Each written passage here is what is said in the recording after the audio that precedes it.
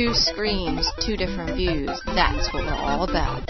Welcome to Dual Screen Radio, where listening is good. Hey everybody, welcome to another edition of Dual Screen Radio. I'm Shane R. Monroe. And once again, I'm Chris Henschel. And welcome to our show. We have got an unbelievably packed episode. Considering we started out with practically having nothing for the show has mutated into a giant monster.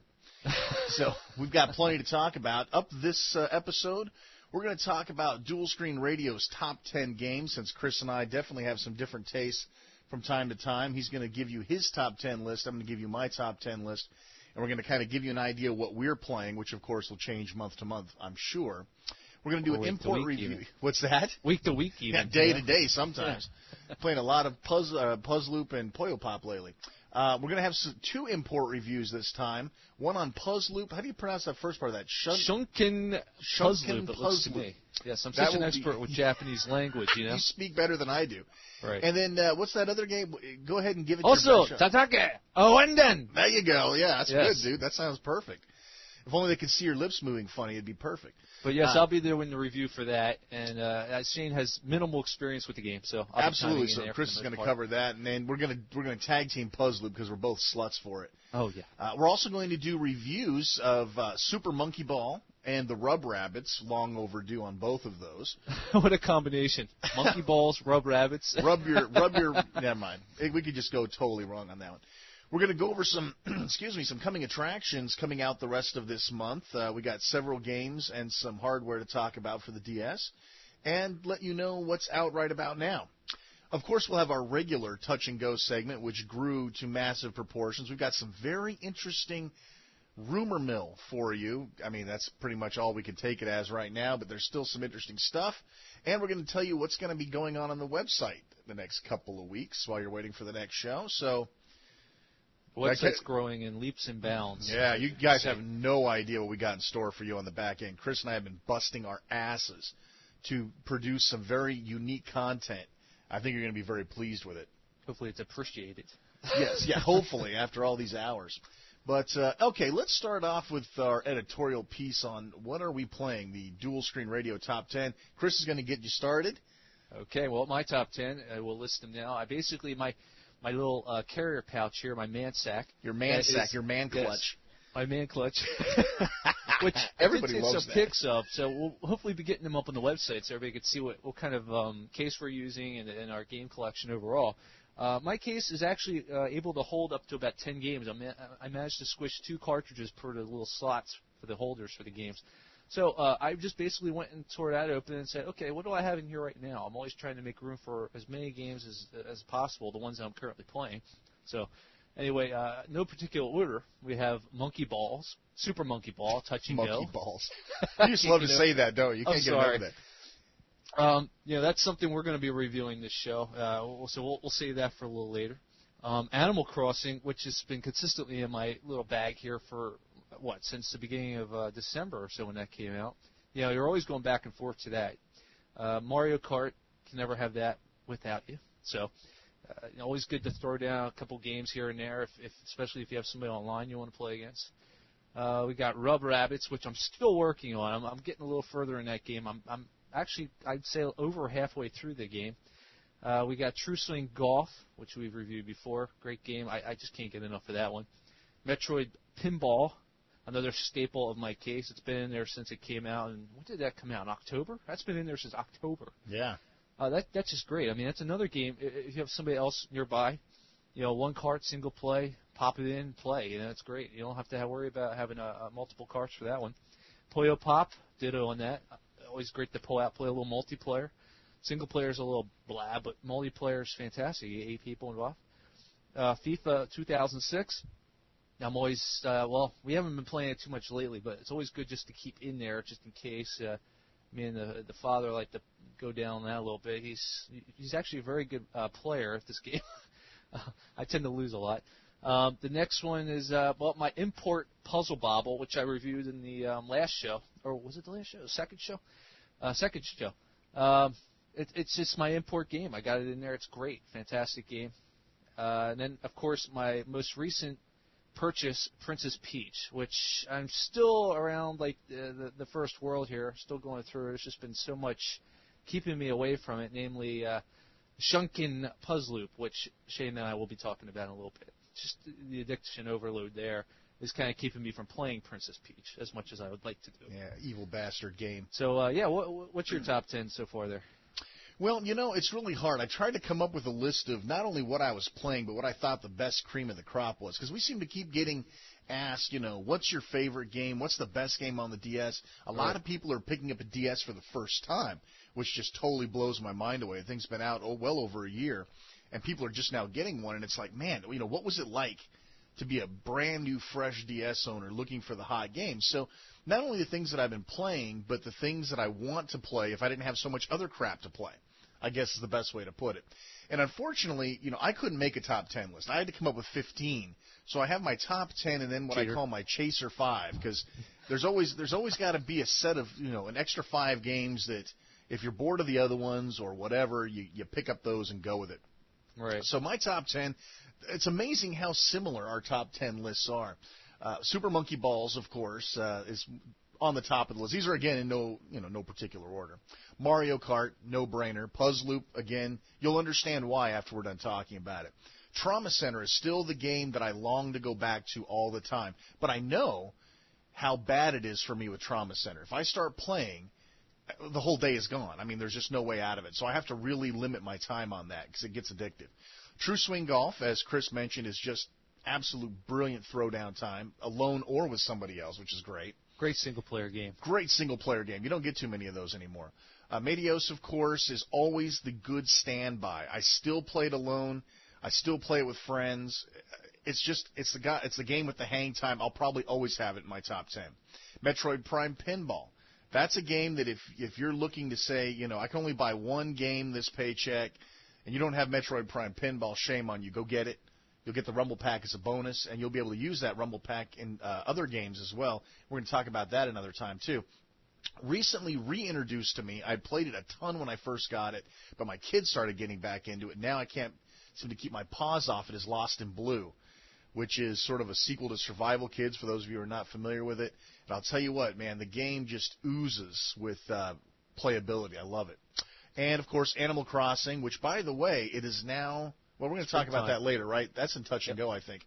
We're going to talk a little bit more about Animal Crossing because it's important. My Chaser 5, real quick. Super Mario 64 is always in there. The mini games kick butt. Age of Empires has filled in one of my slots now. I can't get enough of that. Puyo Pop, meet my Chaser 5.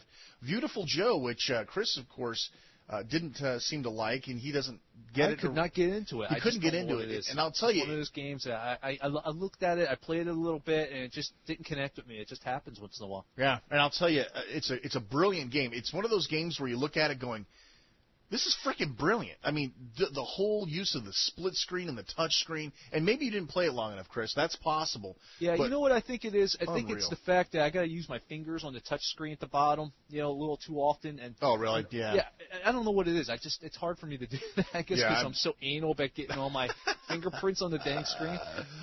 But the other thing is, there was just a lot of button combinations at the beginning that I just wasn't able to get down right away.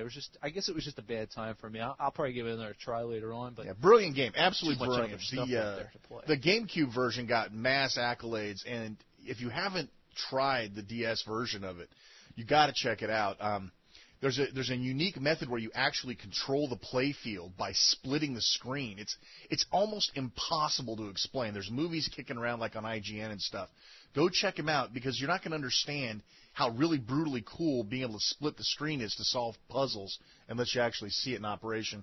And rounding out my Chaser 5, which is quickly moving to my top 10, is Super Princess Peach, which seems to be occupying a lot of my free time these days as well. So girl power. Yeah, I'll tell you what. Don't let the goofy Girls in Boot Camp commercial fool you. This is not an easy game, despite what a lot of the reviews are saying. It was a real easy game. A lot of reviews are saying it's real easy, but then again, you're reading actual points from other people who've actually played the game in terms of actual players themselves that have commented on how hard the game actually gets later on in the game. I mean, as you go on, like by level 5 or whatever, it just starts really ramping up. And I'm wondering if a lot of these reviewers beforehand have actually even gotten that far in a game, or have they played the first two and just dismissed it as it's an easy girl game catering to girl audience. But, as crazy as it is, I really I love the 2D graphics. It's a great to see that kind of game again. So, I gotta give it a try. I always love these side-scrolling Mario-type platformers. Hey, and it's from Nintendo too. It's going to be really polished. You know that. Oh, it's very polished, and there's tons of weaponry that you can purchase later on. There's tons of unlockables.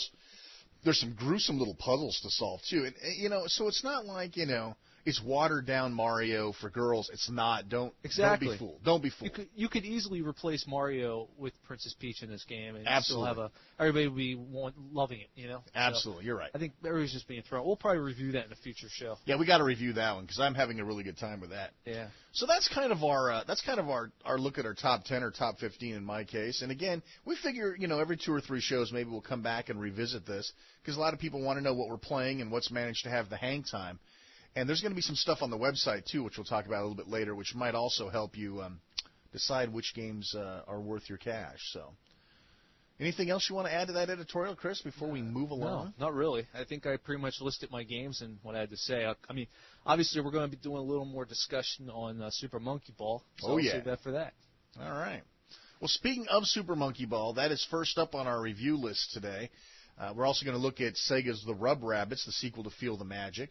Well, they're both Sega games, which is interesting. They're both Sega games, yes. Sega twofer. A twofer Tuesday, and it's actually Tuesday when we're recording this. Go figure. Well, do you want to start on Monkey Balls? Well, yeah, that's fine. A little history involved here, I guess you could say.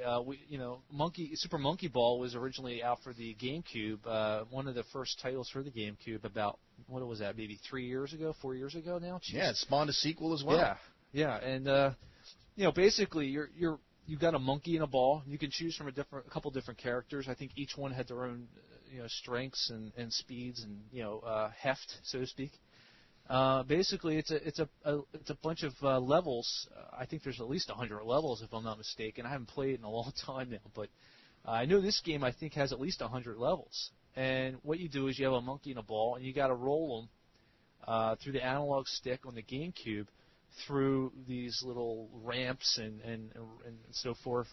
Just all sorts of obstacles to get to the finish line.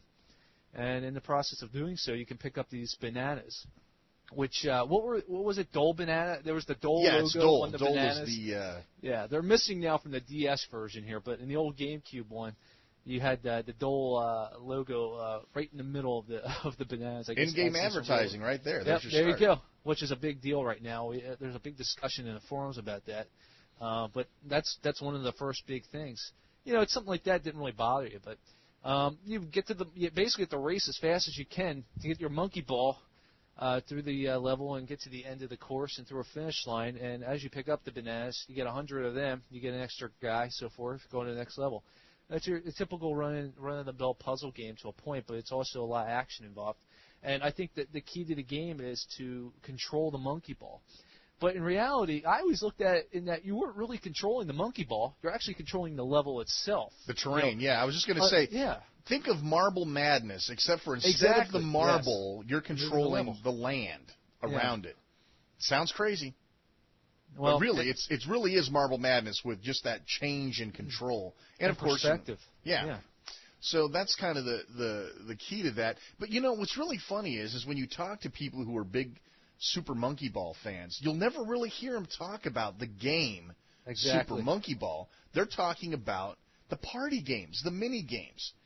And the DS, of course, is packed with 6 mini games, whereas I believe it was like 8 on the GameCube. Yeah, something like that. There's definitely a few of them that are missing on the DS version. But they also bring in a couple of newbies for you as well. We traded some for the others, and I'm not exactly sure what the point was in doing that. But in any event, so you have the main game of Monkey Ball, as Chris laid out, and then you have the party games or the mini games. And Chris, what are your favorite mini games? Well, right now, I kind of like the air hockey, which is monkey hockey. It's a really neat little. You got to talk about the controls a little bit here in the process because you're going to be using the stylus for the control. Instead of having an analog stick, you're going to have your stylus on the bottom screen. And it more or less reacts to a point, kind of like Super Mario 64 did, where you have the whole bottom touch screen taking place at the analog stick. It takes some time to get used to this control scheme, unfortunately. And I think there's been a lot of really bad reviews for this game. And I just don't think people are giving it enough of a chance to get associated with the control scheme. It's very sensitive. You can't, a little bit back will tilt the level of the screen back. A little bit forward will ramp it downwards. So you're going to be able to roll your ball or bring your ball back towards you by sliding your stylus back and forth. It's something that's very intuitive that you got to get down to a feel of, and it does take some time. Now, some of my favorite mini games, because of the control scheme, a lot of these mini games are based around that, using the stylus. And one of them off the bat that I feel really takes advantage of this is the air hockey, monkey hockey. It's a basic two-screen. It covers two-screen. You get the whole field of view for the entire, air hockey field board. And you use your stylus to control the little bumpers for the, what do they call those? Paddles. Paddles, yeah, paddles. I know, that's a tough one. I don't know why, I just couldn't think of the name. But you're using the stylus to control the paddles, and you slide them over, and it's just like real air hockey. Now, it's got two different modes. You got the classic modes, which is basically what I just mentioned, where you're actually controlling a paddle. But you also have a newer, I don't know what they really call it, but instead of moving a paddle, you actually take the stylus and you draw the paddle on the screen before the puck gets down to you. I'm personally more into the classic. It's really cool. Some of the times, so your puck actually will get stuck in the corners. That's kind of a drag. But otherwise, it plays a really nice little on-the-go digital version of air hockey. I guess the other one that I'm really enjoying is Monkey Bowling, which is an old favorite. That's been on Monkey Ball series since the very beginning, where you have the play field at the top screen, and on the bottom of the DS version, of course, you have your aimer, and then where you're going to launch the bowling ball. Of course, your bowling ball is the monkey ball. That's a nice little version of bowling. It's just a nice little distraction. Another one that I'm kind of really a big fan of is, of course, the monkey golf, which I guess if it wasn't for True Swing, I'd probably be over this even more so. But it's more of a little mini golf involving your monkey. And what's funny is when you're actually shooting the ball, your little monkey's in there with his little club, and he hits himself to go. It's just really cool. But those are probably my favorite three, and they're the three that really I think take the most advantage of the stylus, especially the air hockey. What are the other three? There's monkey boxing. There's monkey boxing. Monkey Wars. And then Monkey Wars, which is sort of a real primitive 3D run around the maze and throw fruit at each other. So it's kind of like a 3D type thing. Yeah. You know what it reminds me of right off the bat? I don't know if you've ever played this. I remember it back on, especially was it the Super Nintendo? I know it was definitely on the Game Boy. I think it was on the Super Nintendo. I'm trying to remember where I played it first. It's called Faceball, which was a real primitive maze. It was just a 3D maze. And you had these little faces. They looked like big yellow smiley faces. They were your opponents. Yeah, I think I remember seeing pictures of that. I think it's called like Faceball 3000 or something like that. But that's what it reminds me of. Yeah, the controls are a little naff on that. It's one of those ones where you're starting to play it a little bit and you're going, I'm not sure I get it. Yeah, it seems like it would be pretty cool, but they did totally screw up the controls, in my opinion. Instead of just maybe using you have a little slider at the bottom that you use to rotate your monkey ball, that you use with the stylus to move them back and forth, left and right. It doesn't work very well. Yeah, you got to drag your stylus back and forth over it, and you use the D-pad to move around. Otherwise, you can strafe with the D-pad. Now, what would be nice is if you were able to actually maybe use like the L or the R shoulder buttons in order to fire. You're basically shooting your opponents, and unfortunately, the way you got to fire is you got to stop what you're doing. Unless you're using the D-pad, but you're not going to be able to rotate and fire. You got to actually tap on your opponent on the touch screen. So I'm not a big fan of that. That didn't work out very well. No. The other mini game that's in here is actually pretty decent, and it's Monkey Race. Imagine Mario Kart with monkey balls. Yes. That's I don't know how else I can put it. You pick up weapons. You've got very similar weapons. Take the car out in front of you, or take the monkey ball out in front of you. Power up speeds. It's all, like I said, it's a real cheap version of Mario Kart. Not nearly as fun. And it is worth pointing out that these mini games are playable across multiple DSs. So you can play 2-player air hockey with another person. Right, single card. Single card. Now, this is the part that really busts my hump. There's only 3 games available through single card play, and that is Monkey Race, Monkey Hockey, and what was the other one? Monkey Fight, I think, or was it the other one? It's you know what? I really can't remember offhand. I think it's Monkey. I think Monkey Wars. Monkey Wars, right? Monkey Wars, yeah. So the top of the food chain in terms of the mini games, in my opinion, are definitely the Monkey Golf, Monkey Bowling, and I would say Monkey Race. And of those 3, Monkey Race is the only one that you can play single card, which is kind of a drag. And Monkey Bowling and Monkey Golf you can play with 2 cards. So if it's a multi-card play, if you both have a DS and you both have the game, then you can play those. And I'll tell you what, Monkey Bowling is a blast to play 2 players. Monkey Bowling's great, yeah. A lot of fun. I tend to play that probably more than anything else, followed by golf. And as for the main game, we kind of just slid right off of the main game. It's important to understand, the main game, to me, I'm more into the mini games than I am the main game. For me, the main game's a treat. And I played probably, 10, 15, 20 levels of the main game. And I can definitely understand why people might be immediately turned off by the control scheme. But just don't give up on it. You can use the D-pad to control, by the way. It's not nearly. But you're not going to want to. You're not going to want to. No, you just don't get that little nuance that's available through the touch screen. It's not precise enough. You can get away with using the D-pad for like 10 levels. After that, forget it. You're going to have to adjust yourself to the stylus anyway. It's just going to be too many little narrow nooks and crannies that you're going to need that extra detail that the touch screen Absolutely. offers. There's going to be little humps you've got to get over. Right. And I'm telling you, this game is clean. I was looking at it, and I was thinking, a full 60 frames per second, if I'm not mistaken. It's super smooth, and it looks like the GameCube version. Yeah. When you look at it, and again, this is one of those things where the DS looks a lot better when you're watching it move than when you're seeing stills of it, like at IGN or in a magazine. Yeah, It's amazing how well they pull it off. It really is Monkey Ball portable. Now, I'll tell you what really does piss me off is the Monkey Ball long jump. I think it was from Super Monkey Ball 2 on the GameCube. That, to me, was what I was really hoping to have, because that mini game kicks major ass. That's where you roll down the hill, you hop off this little jump, and then at some point in time you open up your ball and you make yourself into a glider, and you've got to land on these bullseyes that are floating in the water. And I don't know why they didn't do that. I would have traded half the mini games just for that one mini game. I could have seen them easily doing that, too. I don't see why that was a big deal. But come on. I don't know. It doesn't really matter, because you do get a pretty full set of goodies in here. You get some good single card play. You got some really good multi-card play.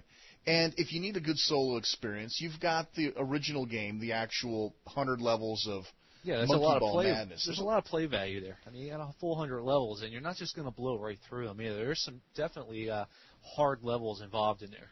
And you got 18 holes of golf. You can always go for a hole-in-one in every single course. That'll take you plenty of time. Good value for the money.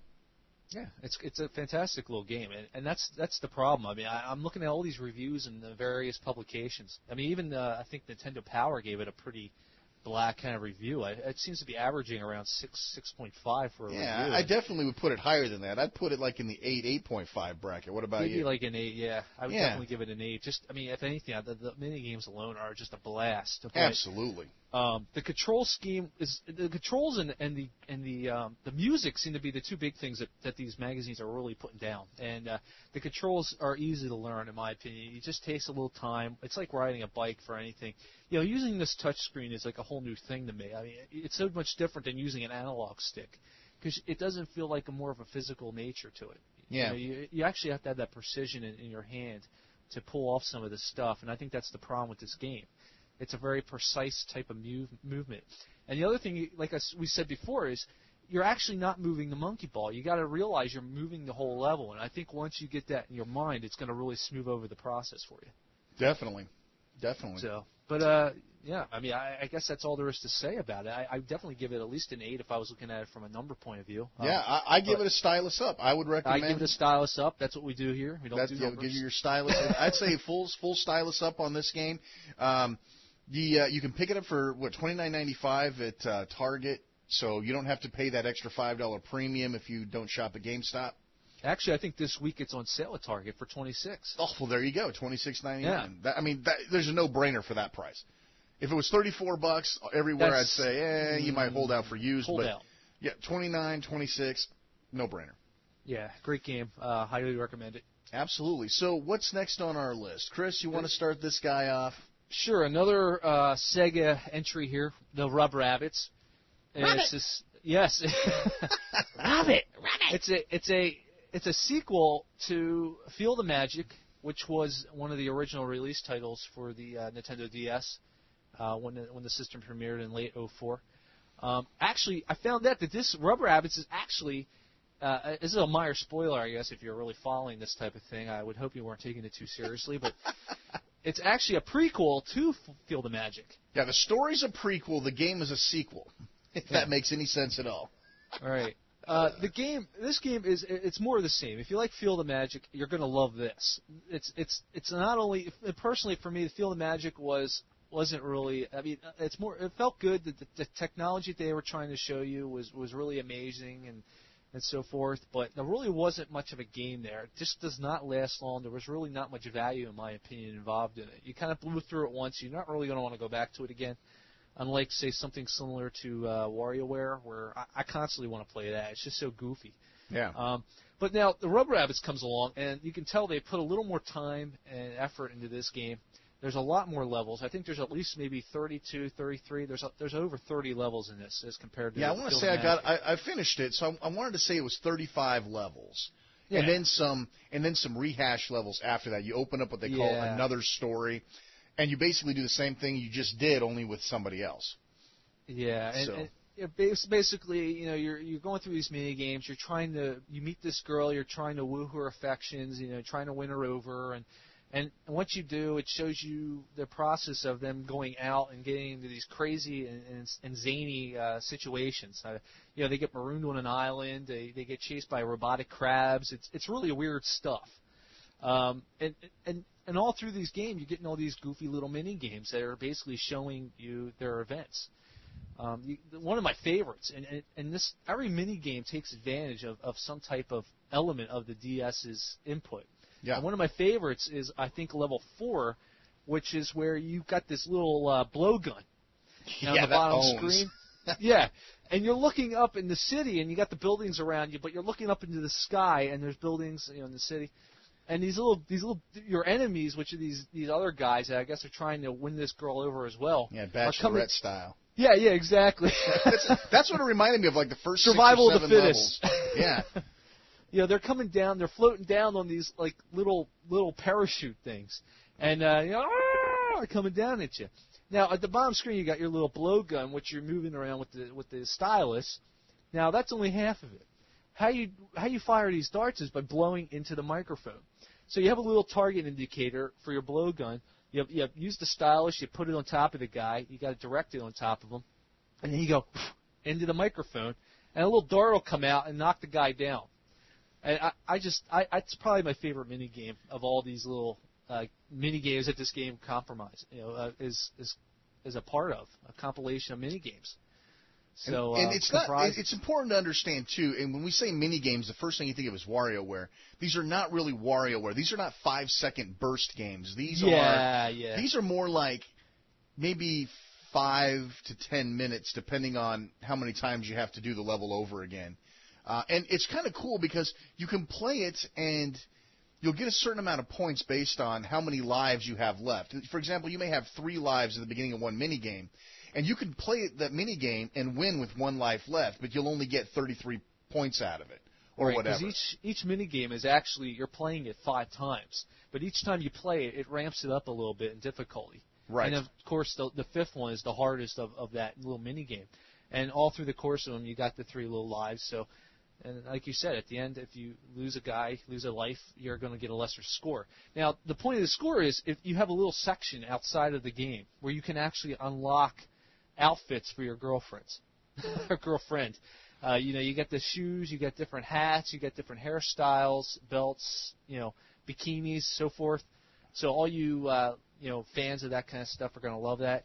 There's definitely the unlockable elements in there, yeah. And by the way, if you manage to switch the girl from the top screen to the bottom screen, and there's a way you can do that, and I can't remember exactly how to do it, but there's a way when you're in there dressing her up and doing your dress-up thing. I think it's in the Maniac mode or something. It's in Maniac, there's a mode called right. Maniac. There's a way that you can flip her down to the bottom screen. Once she's on the bottom screen, you can, touch her and stuff. And she'll, respond to you doing, and, touch her and stuff. It was cool, yeah. But, and she'll respond, basically telling you not to touch her naughty things. But I thought that was kind of a neat little, throw in. Yeah, because if you tap on her chest, she'll kind of cover herself up with her arms and go, things like that. Yeah, so. Dude, I have that little music bit running in my head. After the 4th level of every mini game, you get what's called a break time. And they play that little music, and she does. And she's like, I love the one where they or playing on her laptop. Dude, the one where she's on the laptop with the glasses on is just priceless. I don't know what makes that so funny to me, but it's like here's this smoking hot chick that nowhere in the whole game does she ever wear glasses, but it's like you see those commercials for lens crafters where these totally hot people are wearing glasses that would never wear glasses. Dude, that's exactly what that reminds me of. But yeah, you have the break time. Do I sense an eyeglass fetish over there? No, well, I just think it's kind of funny because they always put these hot chicks in glasses. But whatever. Look, I'm smart and beautiful. Shut up. Just take your clothes off. The hot chick in the game is all black, by the way. She's got no facial structure or anything. But you know what? She's still smoking hot. I mean, it's all silhouettes. Have you ever seen those De Beers commercials where the silhouettes are exchanging rings and stuff? That's kind of what it is. But the clothes are real, but they're silhouettes. It's hard to explain. You've seen pictures, folks. This isn't a new game to you. Yeah. But if you like the paper doll kind of aspect, you're going to love that extra. Oh yeah, feature, and that's really clothes cool. On her, and then when you play the game, she's sitting there in the little outfit you designed her, sitting there, something like the dating game or something, sitting there in a chair. I'll tell you, and one of the things the one thing that I've gotten asked the most about is it longer? Is there more games? Yes, the answer to that is yes. Where the original one had 10, 15 games? Yeah, it wasn't mini much games. at all. It wasn't much. This doubles it at least. This doubles it at least. And then the other thing is how many games repeat themselves? That's really a common thing when it comes to mini games. How many games do you play the same way with a different skin or the same way with a slightly different goal? I would say that there's probably maybe 5 games that overlap. So you're going to technically get 30 unique games, and then there's 5 of the games that are sort of similarities to the other ones. But this is really brilliant. I just want to take a moment to compliment Sega's thinking outside the box. For example, there's one mini game where you play basically a game of Simon. She touches you in a certain sequence. I know that sounds really bad. But you're sitting on a tree, up in a branch on a tree, and then she'll touch your forehead, touch your chest, touch your shoulder, touch your nose or whatever. And she's giggling. It's really cute. And then you have to touch her the same way back in that same sequence in the same order. But what makes this interesting is not the fact that it's Simon, but the fact that during the play of the game, they'll tell you to change position of your DS. So during that touching mode, you turn the DS upside down. There's a lot of weirdness going on. The touch screen is now on top. And because that's the focus of the game is to touch their upper portion of their body. That's where all the touching happens. So on the bottom screen, instead of wasting it and just leaving it for some stupid stat screen or something, you actually see underneath the branch where their legs are sitting there dangling. Yeah, yeah. And it's like, you guys didn't have to go through that extra effort, but you did, and it's cool. Yeah, there's a lot more technical achievements to this, too. I mean, the graphics, although they're minimal overall for both games, you can tell they've kind of ramped it up a bit. Especially, like you just said, you got their legs dangling down to the second screen. So there's definitely some more 3D effects going on. There's one that really raised an eyebrow for me is when the girl's sitting there on all fours and you have your screen rotated and you got to kind of brandish that little rose in front of her nose. Yeah, that was cool. I'm like, okay, a little strange, but yeah. So you turn the DS sideways, so now the touch screen is on the right and the other screen's on the left, where the lower half of her body's on the screen you can't touch, and then her upper body's on the screen you can touch. And you grab this rose and you try to get her to lean down and smell it, but without hitting her with it. Right. So it's one of those things where it's like, wow, I mean, somebody was kind of, like I said, thinking outside the box. And it really adds a dimension to the game where it's like it doesn't feel rushed. It doesn't feel like a launch title. It feels very smooth and polished. Yeah, it's almost like they're trying to do now what they originally intended to do with the. Yeah, it's like the George original Lucas remaking Star Wars. Right. Yeah, except for this doesn't suck. Anyway, my favorite minigame has got to be the one where this is cool because there actually is a story tying these minigames together. Trust me, you don't have to care. It's a weird, cohesive storyline. It's barely cohesive. I mean, it's not even really a storyline, let's be honest. You're wooing this chick. The other guys are your competitors for a while. Then they become your friends. Then they're supporting of you trying to win her over. That's it. That's the whole storyline. And for some reason, some helicopter with a cage keeps showing up. I mean, I thought that was classic. That's standard weird Japanese stuff. Yeah, and your every time girlfriend gets nailed by a sleep dart or something, too. Yeah, that's kind of cool. But anyway, let's get back to the minigame. I got totally segued on that. One of the minigames, it's a little bit later on. You're up in the hills, like in the Himalayas or something, right? And you're in a cabin. You're all trapped in this cabin, and you've all got to stay awake until help arrives in the morning. So you got this timer that says basically until night's over, and there's a circle of all of your friends, and they're all nodding off, going to sleep. You have to run around the circle and slap the crap out of them to keep them awake. Best mini game ever. And then they thank you for slapping them. It's brilliant. So you walk around. Thank you. Thank you. What a great mini game. So, and there's also, when you do finish, again, as Chris mentioned, there's tons of unlockables. Most of it's clothing and things of that. But there is something that's really cool. Those of you who were following our electroplankton review, I think that was our first show. Yeah. They actually have a mixing board that you unlock. They call it, I think, just soundboard or sound. But once you've unlocked that, you have access to all of the loops in the game and all of the sound effects in the game. They put it in this cool mixing board, and you can start playing a loop and then make your own little mixes, just like electroplankton, only that's pretty cool. With Rub Rabbit sound effects and loops. Again, of course, you can't save it or do anything with it, but I thought that was kind of a neat little thing to throw in, especially with, electroplankton being popular. Yeah, it's a nice little distraction. Nice little extra. Little extra, yeah. And, of course, the hidden rabbits are back, and I think there's like 100 of them. There's 100 hidden rabbits scattered throughout the game. And, Chris, you didn't know about the hidden rabbits originally, did you? No, actually, I didn't know anything about the hidden rabbits. Yeah, this is crazy talk. Totally. At the beginning of each level, of each mini game, they show you like a 4-panel, or actually 3-panel, the whole top screen, and then 2 panels on the bottom screen. And they do it like in some sort of a cinematic fashion. Well, while it's showing you these 3 screens, somewhere hidden on that screen is a rabbit. And all you have to do is touch where the rabbit's hiding. It's not like Waldo. You can't see an ear sticking out or anything. You just have to guess. And when you touch it, this little rabbit pops out. This little rabbit head pops out. And that gets added to your rabbit collection. So you can go back to the main menu and see how many of the hidden rabbits you found. And I'll tell you, it's goofy that even becomes a staple of the game, but you repeatedly find yourself. It's like a little mini game of itself. It is. It's like its own little game. And, you can make fun of the collectible aspect of it, but it's like, damn it, I want to find that stupid rabbit. So you're like tapping all over the screen. And you have a limited time to find it.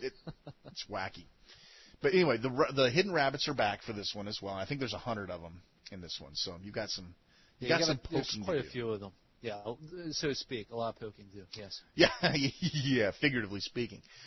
Or literally speaking in this case. But anyway, so Rub Rabbits, again from Sega, that just came out a couple weeks ago, so it's still fairly new. I think that was $29.99 as well. Right. I don't think that was one of the higher price ones. No, that's $29.99. Yeah, and I'm sure you can find it on sale, or, even used probably by now, being a couple weeks old. I'm going to go stylus up on this one, too. Yeah, I'm going to go stylus up. It's just, if anything, it's just a weird game. It's totally different than something I've ever played, other than the original Field of Magic. I thought the original Field of Magic was pretty cool, but it really wasn't really worthy of a launch title. It certainly wasn't worth the full $30 manufacturer price. So yeah, this one though, it's got a little more game going on. So yeah, I gotta definitely recommend it. It's a real curiosity item. Yeah. So I'm always for something different, especially if it's weird. I'll give it a try. And if it's fun, that's the important part. Yeah, is it fun. entertaining? I mean, it can be weird but not fun. It is In this case, it's weird and entertaining and fun. There's so many different mini games. You're bound to find something that you're going to like, and eventually, when you do finish them, you can always go back and play them again. On their own. You don't have to go through the story mode to get to them. Yeah, it took me about 6 hours of straight play time to run through the entire main game one time without perfect scores. Nice. In some cases, barely making it through. So that kind of gives you an idea of how long those 35 mini games last, providing you don't play them over and over again. And there's actually a boss level on this too, which I thought was kind of interesting. And when you actually get up there, not to give away any spoilers, but it's not over when you think it's over. The boss of the final stage. So don't put your stylus down when you think that you're done, because you're not. You'll be thrown off. I had to restart that level several times because I thought I was done. Bad juju. Okay, well, that should wrap up the review segment of the show. And it's on to doing some of our import reviews. Shunkan Puzzle Loop.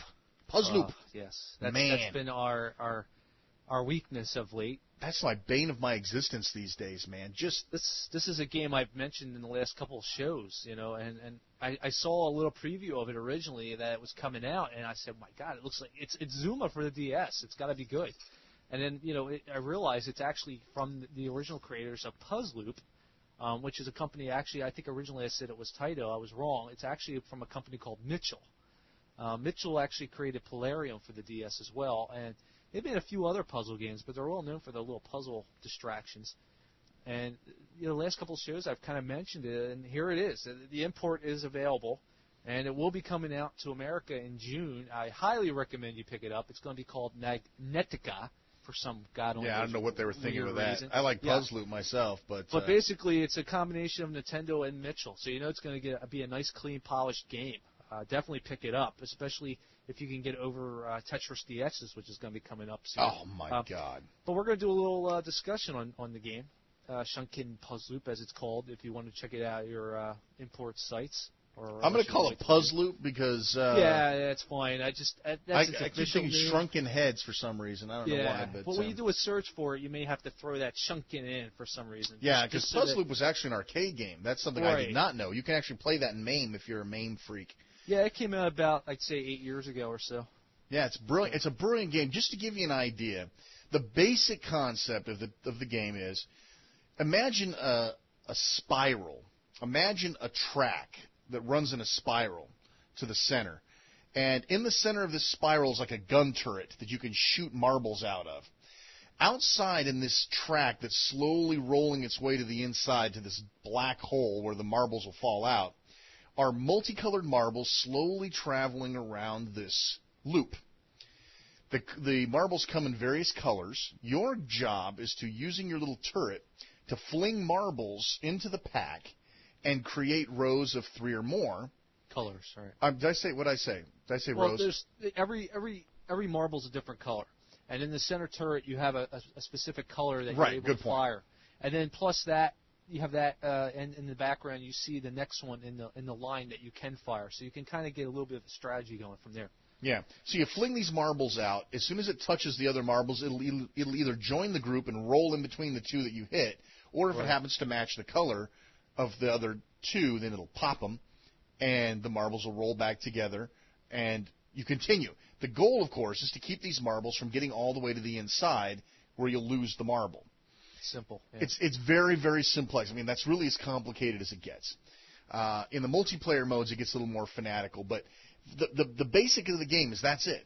And while it sounds incredibly simple, you got to understand that as with any good puzzle game, it's very easy to get the hold of, but it's very hard to master.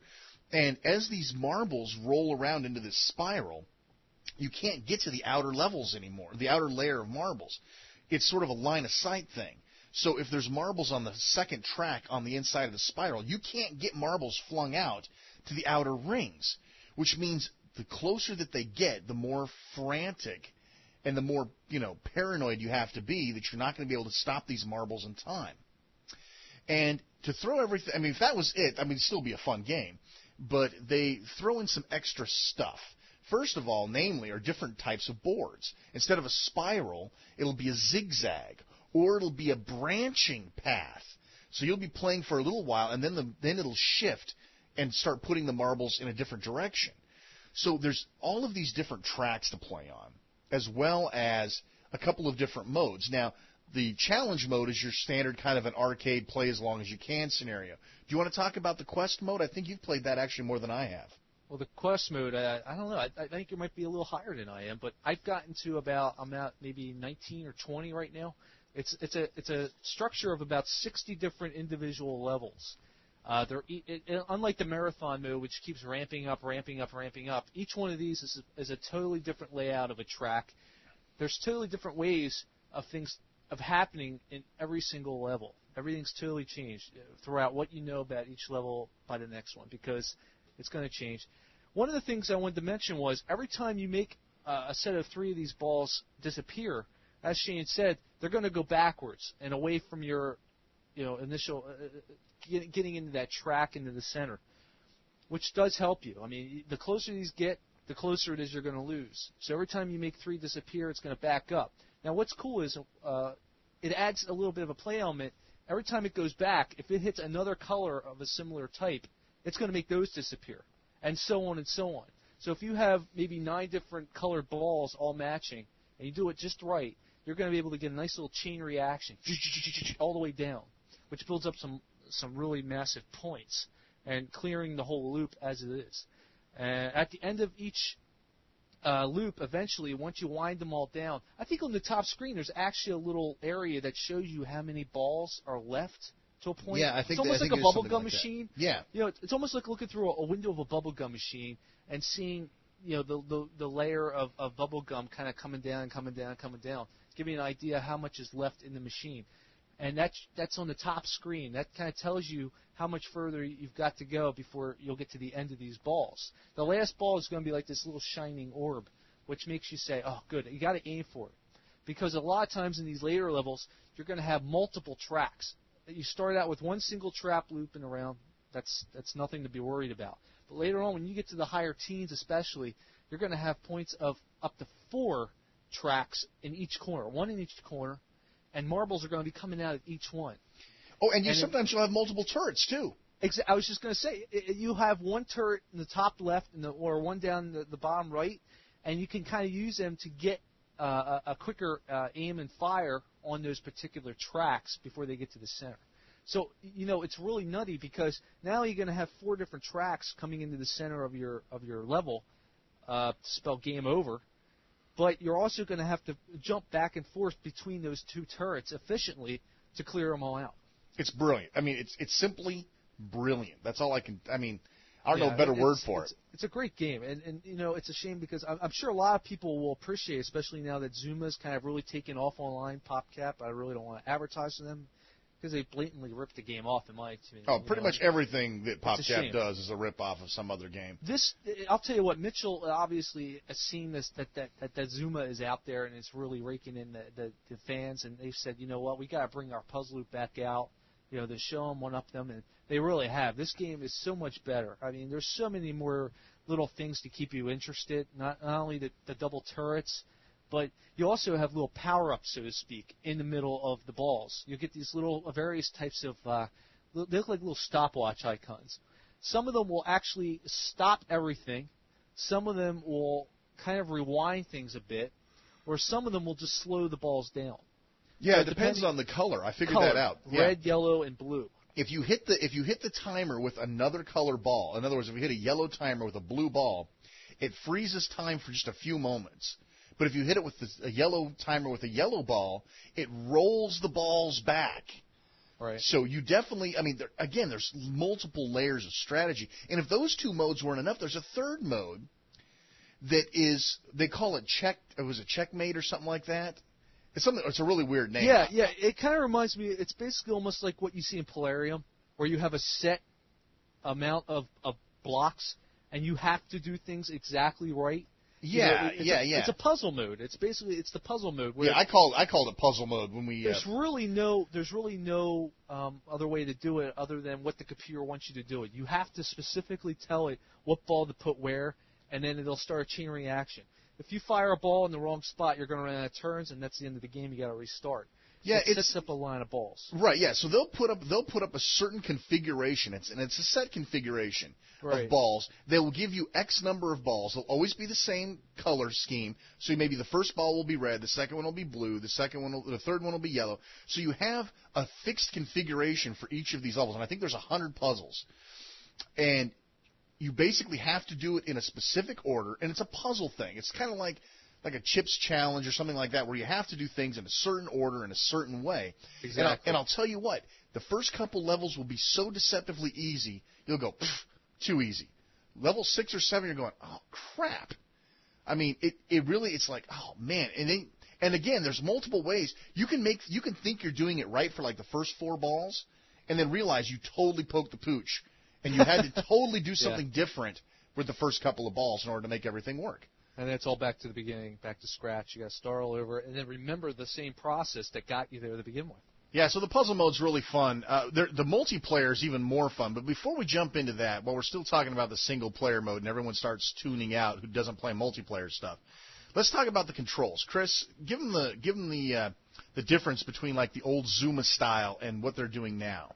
The old Zuma style, and then even in the original Puzzle Loop, basically the little orb in the center that you use to rotate and launch your balls from is more of a directional arrow, so to speak. It's sort of kind of like what you would have in Puzzle Bobble or Bust a Move, where you had the little arrow, and you would basically point in the direction you want to fire and launch the ball.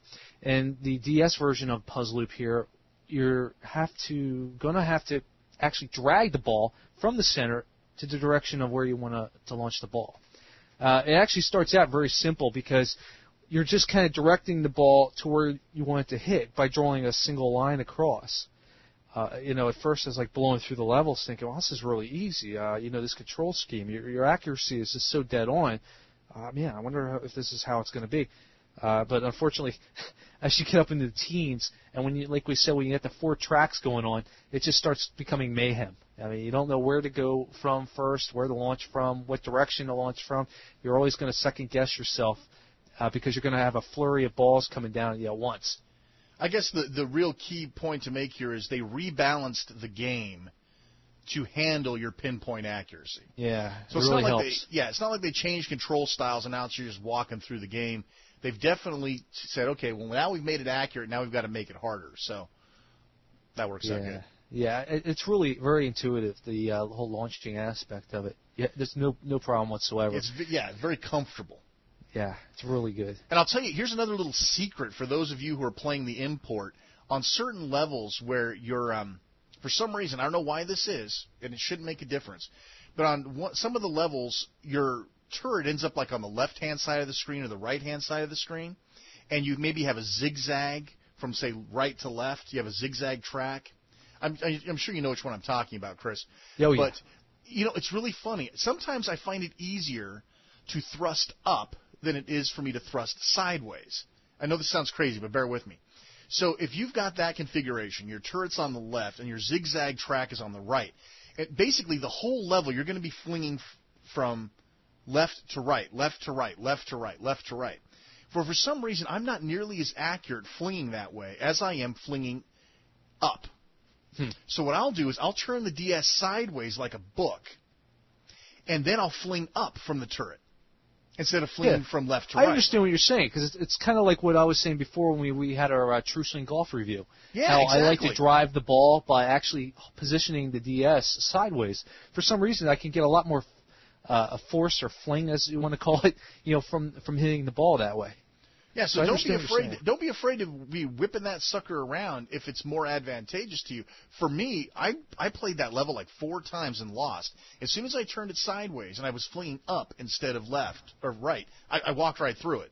Yeah. So it's worth talking about. So. And the other thing is, you have to realize, since the whole game field is on the bottom screen, and you're going to be launching these balls in every single direction known to man, from different, maybe 2 or whatever 3 cannons on any given level, your hand is actually going to be your worst enemy because you're going to actually be obstructing your own view, I've noticed, too. Yes.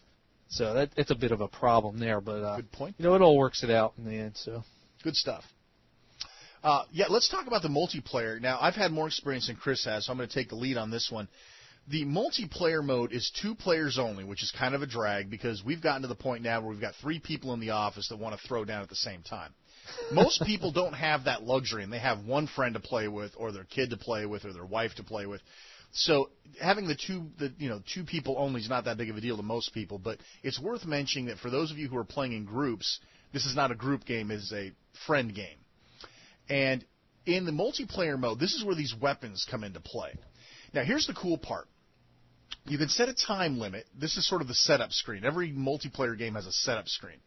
And on your setup screen, you choose how long you want the round to last. Now, this is something that you're going to want to play with. It doesn't seem like it makes a big difference, but eventually you'll get to the point to where you'll need to handicap or level yourself off based on how long you want to play, and it's by seconds, 30 seconds, 60 seconds, 120 seconds. You'll find that you'll want to find what works for you and your friend in that mode. The next thing is what track you're going to play on. You start off playing the standard spiral track. But as you play, and we haven't completely figured this out because we don't read Japanese, but at a certain point, it'll unlock another track for you to play in multiplayer, and then another one, and then another one. There's like 5 tracks you can play in multiplayer, but we haven't figured out exactly what unlocks the next one yet. Suffice to say, if you play long enough, it'll unlock the next one, and the next one, and the next one. So you're not playing on the spirals anymore.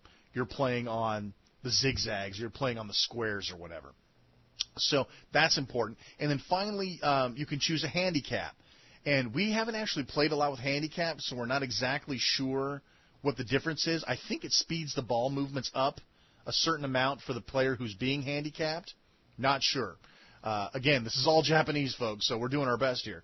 And then finally, you can select whether you want to play with weapons or not. Now, if you're initiating somebody new into Puzzloop, and this is the first time they're playing it as a multiplayer game, help them out and turn off the weapons and just play a standard straight game.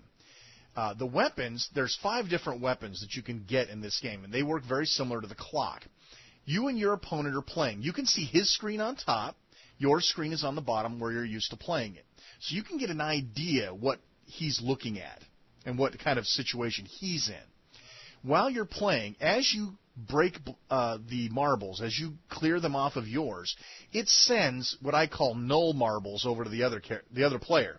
These are gray marbles. Think Puyo Pop.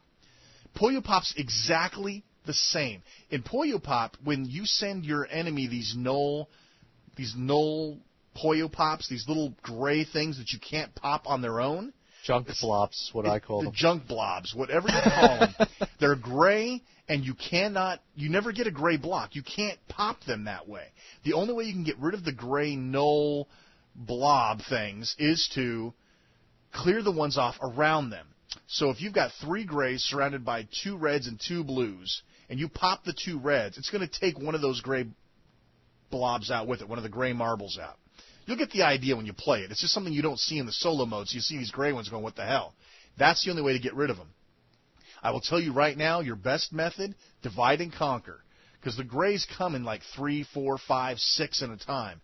Start shooting balls in between to break those up. You'll find it's a lot easier to deal with the grays in groups of 2 or 3 than it is to deal with 5 and 6. And so that's how you get rid of the gray guys. And that's kind of the whole push is, you're trying to screw the other guy over. Just like every good game that you play in multiplayer mode, you want to screw the other dude. And screwing the other dude means you pop, you get lots of chains, and you send over a lot of gray balls, and that's going to totally throw his strategies off. Now, as a bonus, if that wasn't fun enough, screwing your buddy, you also have weapons. Now, this is great stuff. The weapon system in the game is like the clocks that Chris mentioned. They end up throwing these little orbs in between your colored balls. You hit those with your turret, your launcher. When you hit those, you're immediately graced with this weapon. And the weapons come in 2 types. There's a timed weapon, which basically sits on your enemy's screen for a certain period of time until something happens. Or there are items that you spawn yourself. And I know this sounds crazy. Just bear with me. For example, one of the primary one you're going to see right off the bat is this little, and again, we don't know what these things are called, folks. We don't do the Japanese thing, but it looks like a little Xevious thing. It's like a hexagonal white thing with some little red dots and lines on it.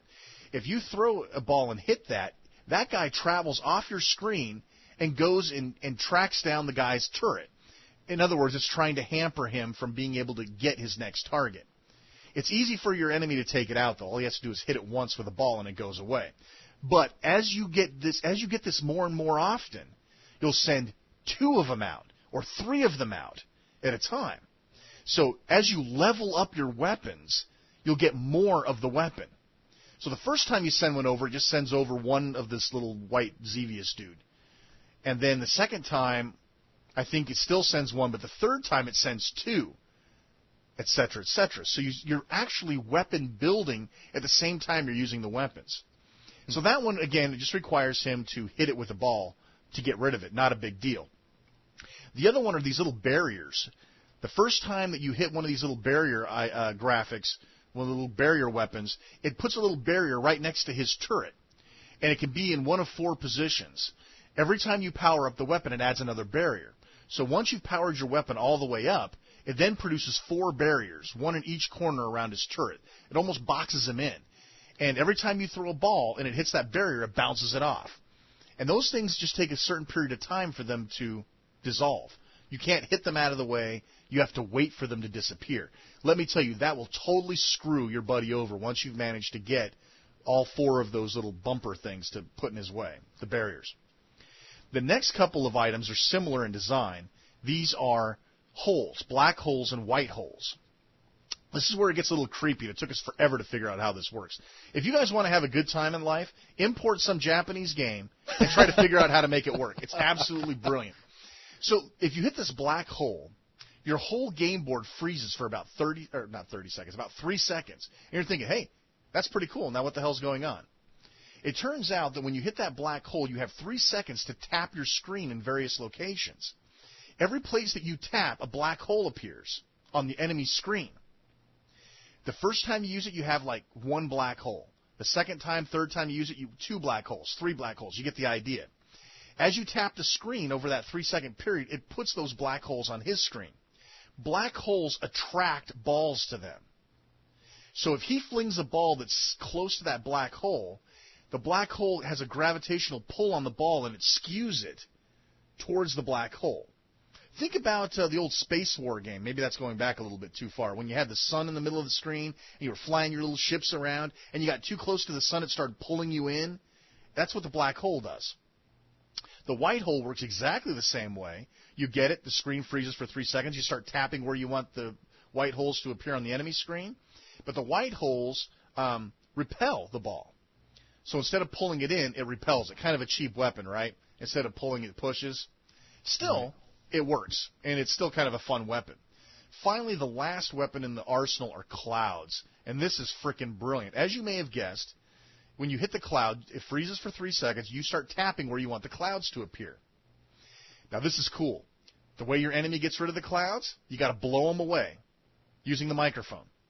Just like Yoshi Touch and Go. Touch and Go. Yep. So if the clouds don't bother you, you can work around the clouds and eventually they'll dissipate. But if you want to get rid of them, blowing on the screen, baby.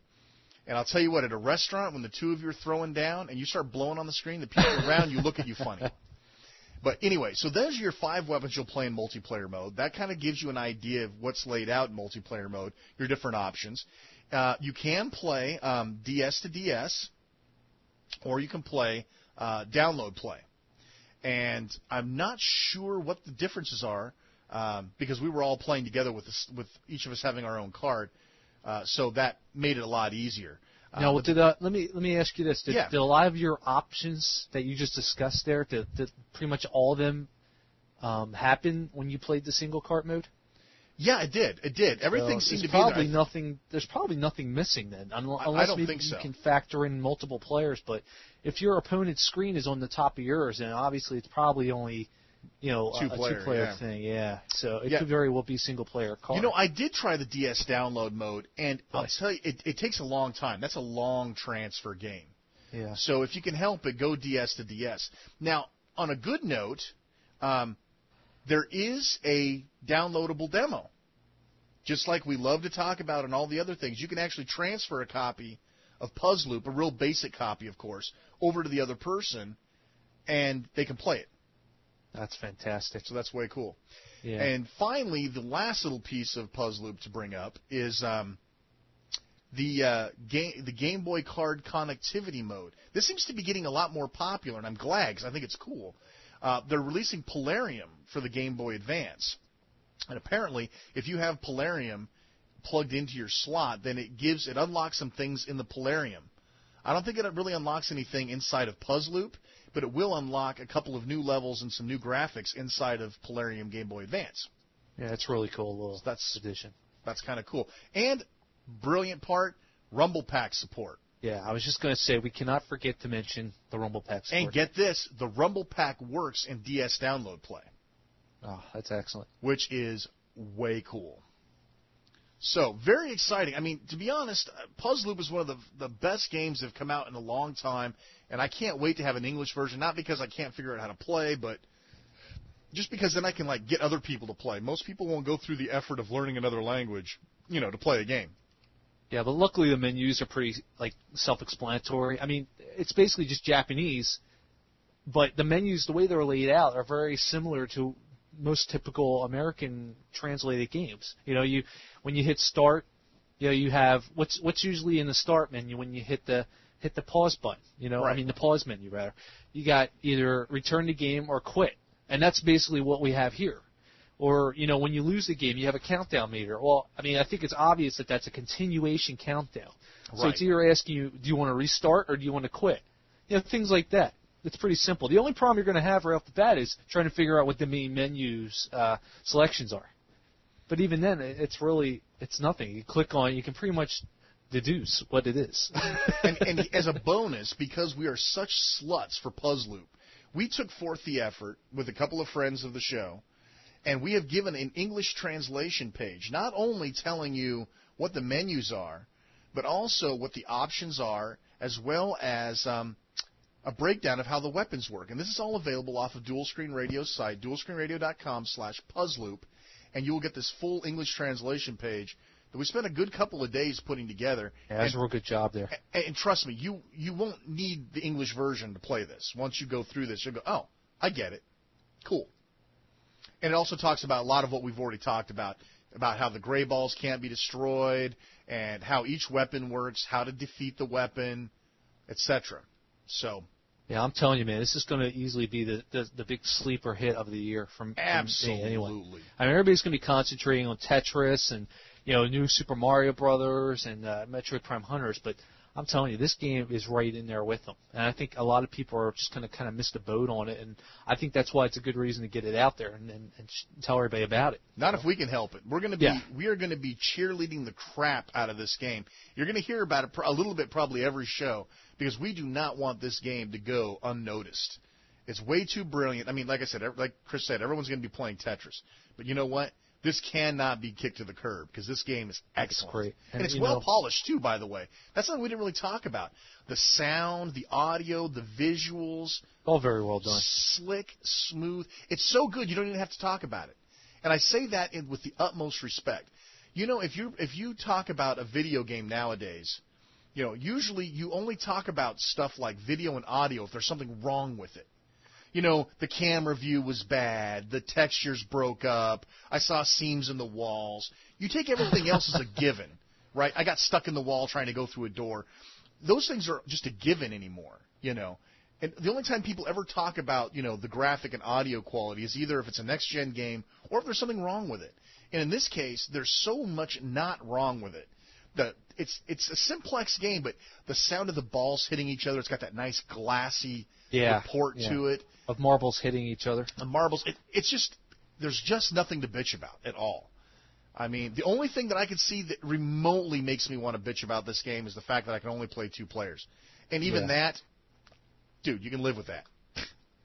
I know I sat yesterday and played it a full hours at the doctor's office. A full hour.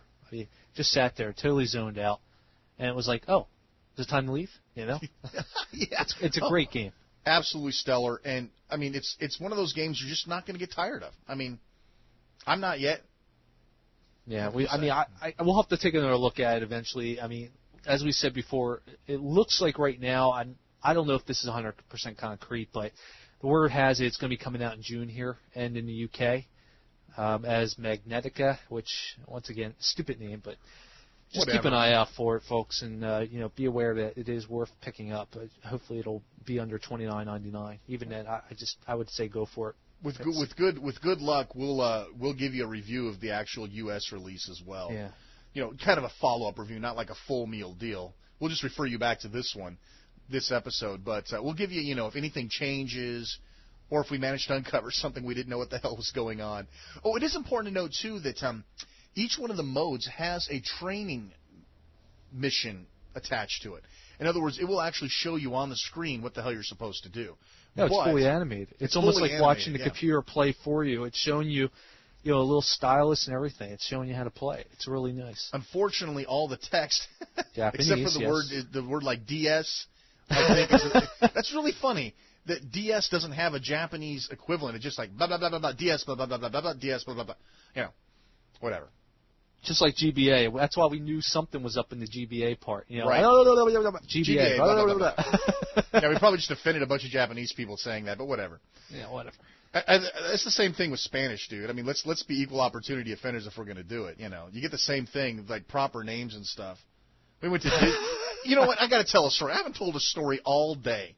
When we went to Disney World on vacation this last time, we got really drunk one night, the night before we went back. And we were so tired, we were so drunk. We came back up to the hotel room, and we turned on the TV, and for some reason it defaulted to the Disneyland channel. Spanish? But it's in Spanish. Dude, we were sitting there like 5 minutes trying to figure out what the hell's wrong with the TV. And then we realized it was in Spanish. And then it became the funniest thing ever. She's saying that, blah, blah, blah, blah, blah, blah, blah, blah, Disney Philharmonic, blah, blah, blah, blah, blah, blah, blah, blah, Mr. Toad Wild Ride, blah, blah, blah, blah. I'm sorry. I noticed that the last time I went there, too. It's funny. Did you also notice the host is a lot prettier, too? Yeah. She's smoking hot. And you know what? I'm sorry. She does not look like she's from Mexico. She looks like a white girl that speaks Spanish. I'm sorry. I mean, I thought that was funny, too. It's like, you guys couldn't, get like a Mexican girl to come in and do that, or what? I mean, what's up with that? Blah blah blah blah blah blah. Haunted Mansion. That's awesome. And blah blah blah. Eddie Murphy. Blah blah blah blah. I was asking my wife. They don't have like Spanish words for haunted or mansion. Right. That just doesn't seem right. But yeah, that was the source of like at least 30 minutes of entertainment. It's like every trademark name is in English. It's in English. Yeah. They wanted to make sure that you don't accidentally confuse it with. I don't know. How do you say haunted mansion in Spanish? I'll have to ask Flair from the Retro Gaming Radio Show how you say haunted mansion. Anyway, that was enough of our divergence there. I just had to tell a story, and I was running out of stuff to talk about for stories. So, but that's a good time. Now, Chris, you're going to take this one pretty much all by yourself, dude. I may ask questions as you take on this next import review. Yes, there's been a lot of demand for some import reviews. And in this one, you're getting two of them, thanks to Puzzloop. And my next game, I'm going to try my best to pronounce this, Asu Tatakae Ouendan. A lot of people have been asking about this game. Let me see if I can get Opera to give me a... Yeah. This is great. I don't know if you caught that, but I had Opera say it for me, and it kind of came out pretty decent from what I tried to do. But this is a game that is only available in Japan. What's nice about it is, and what's nice about it in general is a future discussion about import games. I'm only going to try to bring up import games that I feel are playable. What's nice about this is it's playable, just like Puzzloop, because even though it's in Japanese, you really don't need a firm grasp of the language to understand and get into it. It's pretty self-explanatory in terms of what you do. It may take you a second to figure it out, but there's actually some really nice little resources on the web that'll help you get going. I know GameFAQs actually has a really nice translation guide for it, which is really nothing. It's just basically a translation of the main menus, much like we just did with Puzzloop, in terms of quest and multiplayer and challenge mode. With this, in the main menu, you've got a single player and multiplayer mode, and you have a difficulty selection screen. Otherwise, that's really all you need to know. Going back a little bit, the game itself is, I guess, a music game, like similar to what's the one you've been playing a lot lately? The guitar game. Oh, Guitar Heroes, yeah. Yes, Guitar Heroes on the PlayStation 2, right? So yeah. It's very similar to that in that it's one of these games where you have a certain color and you got to hit the button in time with the music. Except with this game, you're using the touch screen to touch the colors in time with the music. So instead of pressing maybe like the A, B, X, or Y button, you're actually using the stylus to tap on the screen the rows of the buttons. You start out basically the game. The whole plot line, if you want to call it that, of the game is there's various people in the game that are in stressful situations. The first level is about a schoolboy in Japan who's trying to study, but meanwhile the other members of his family in the other room are causing a commotion, a ruckus, watching TV. He starts going crazy. He can't concentrate. And the whole story is shown. It's very similar to what we were talking about in Rub Rabbits. You get these little comic book cutscenes at the top. They're all stop frame animation. Nothing real sophisticated, mostly just still art with some minor animations, like a GIF animation, I guess, and some sound effects. The game's got some fantastic sound. The first one, the boy is so outraged that he doesn't know what to do. And your purpose of this game is to cheer him on. The actual translation from what I ended up finding out, thanks to GameFAQs, it sounds like it roughly translates to "Go Fight Cheer Squad." And what's funny is the cheerleaders in this game are these grown men. There's 3 of them. They come in. They got these weird, really strange black outfits, little red bandanas, and they just start screaming, "Ho, fi, ya, go!" And the music kicks on. And then meanwhile, while you're playing the game, you got at the top, you get the little animation showing the kid, studying, or all the other. There's every level has its own little storyline going on. But the bottom line is you're cheering these folks on, trying to get them to complete their task or to get better luck in their lives. Now, on the bottom of the screen, you've got the 3D cutouts. That's all 3D character cutouts of the 3 members of this cheer squad moving in motion with the music. The music, I think, is about maybe, I want to say, I'm not really sure overall how many levels there are. I want to say maybe 15. Every level has its own real song. These are songs that are Japanese, what they call J-pop songs, which are kind of the cookie color fluff kind of music, like Britney Spears would be, or Christina Aguilera, or, the 98 Degrees kind of bands, the boy bands over here. A lot of that music and just regular rock music in Japan.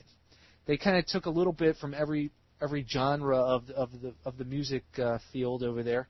The first one, it's more of a hip hop rock kind of song, and it's actually the real music. But from my understanding, they actually went and got these cover bands to perform the music. So I don't know if that was a rights thing or what, but the music is fantastic. It's nice and loud. People are going to turn to you and ask, "What in the hell are you playing?" Because you got this weird Japanese music coming out of your DS. The stereo sounds fantastic. While the music's playing on the screen, you're going to have these little colored dots appear. Little, I don't really know what to call them, buttons. Each one is numbered, and you got to tap them in sequence on how they appear, and you got to keep it in tune with the music. The moment you fall from the music, or fall off course of the tempo and whatnot, you have a little gauge at the top. It'll go down. If it gets all the way to the bottom, you've basically lost the level. And the better you do, the better outcome of the person that you're trying to cheer on at the top screen. You'll actually see little things change. If you do better, you'll get one animation. If you do worse, you'll get a worse animation than what you should have gotten. It's almost like a 3 strikes and you're out kind of thing.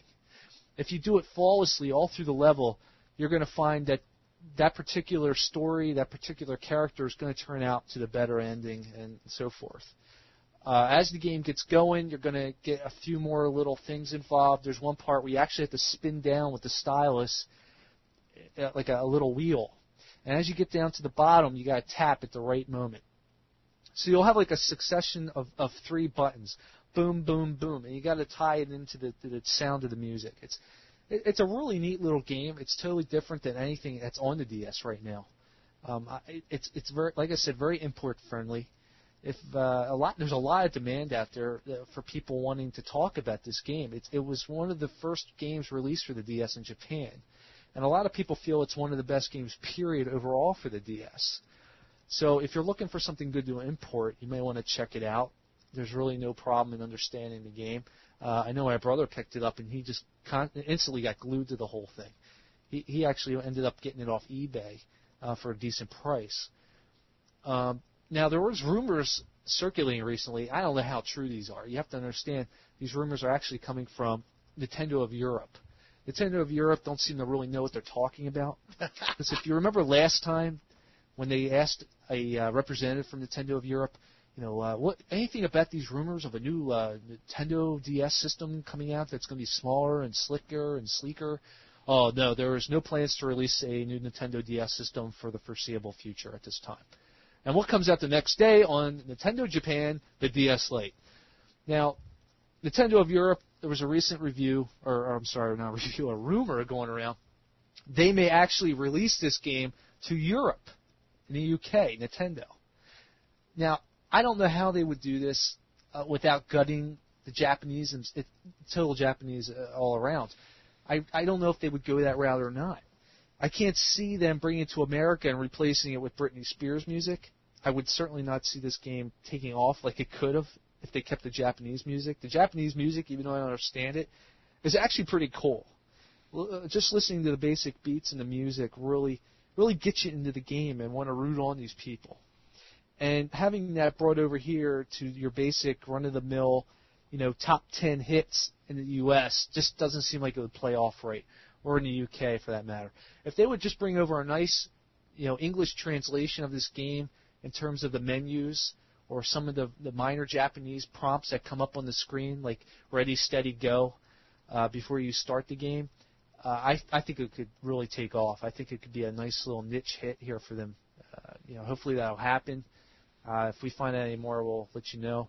What happened with like DDR and those other type of games that came over from Japan? Did they replace the music, or was it the same stuff? No, they replaced the music. If I'm not mistaken. I've really never played the DDR games, but I mean, if you look, there's not really any Japanese music involved. It's mostly cover music from the big hits that are going on right now. They're not even the real bands. And that's basically what this is. And DDR, that's actually the closest I can think of to relating this game to, now that I think of it. I thought I'd pick Guitar Hero because I saw a little demo of this game, of Guitar Hero, at the store recently, and that's the first thing that popped in my head when I went to review this game. But it really is kind of like DDR in a way that you have to time it. But you're not giving any indication of when to time it properly.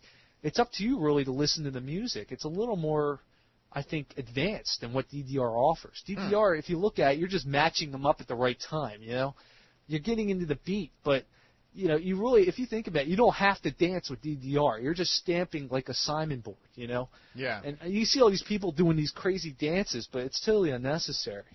You don't have to do that. And with this, it's almost transferring that from your feet to your hand. You're tapping it. And you just really get into the game with the music. The second level actually has a girl working in this office building. I guess she's a new employee of this office building. And the music switches to a girl band. You're like your typical, I guess, like a Destiny's Child kind of thing. All these. From what I understand, the name of the band's called Morning Musume, which is a big hit in Japan. They're the cookie cutter girl outfit, kind of like Menudo, or Backstreet Boys or something. But they've been going on for years with different band members. That's actually one of their songs on this game. It's a song from one of their many albums, and at the top screen you see this young girl working for this office building, and she's trying to really get it in good with her boss, who's this slick blonde-haired guy that just kind of came in and took over the place. And she's got her fellow employee coworkers that are kind of just trying to rub her the wrong way. So you're seeing the girl at the top screen. She's taking phone calls frantically, grabbing coffee for the guy, doing paperwork. And as you're doing that, you're playing the game at the bottom. You see the three cheerleaders cheering her on, and you got to hit the little icons as they pop up on the screen. They pop up real fast. You really got to pay attention. The better you do, the better the girl's going to perform. The worse you do, it's over. She's going to lose up her running. She's going to miss getting that coffee to him. It's a really zany game. Some of the levels are really, really strange. You have a racehorse that jumps off the race course and tries to run down a bank robber. So it's Japanese, folks. It's really strange stuff. But that's basically what I wanted to say about the game. There's really not a whole lot going on there. It's consistently the same game over and over in different situations, and they ramp it up as you go over the levels. A lot of really neat music. It really does add to the overall flair of the game. So if you're looking for a nice import game that's easy to understand and English friendly to a point of you don't need to know Japanese, I would highly recommend this game. So man, now you're gonna make me want to go import it. That sounds like fun. I know Shane. I originally back when I first got on with the DS, I was looking. People were going on and on, ranting and raving about this game, and I was asking him if he knew much about it. He never really got into it. It's Japanese. I know he doesn't really come near to import stuff too much, but sometimes if I see an import game that sticks out like that is easily accessible, I'm going to want to give it a try. That's way cool. Yeah, it does sound pretty fun. I might have to get into that. I'm down for that, man. Yeah, so it sounds cool. Right up there with Puzzle Loop, I would have to say check it out. It's real good.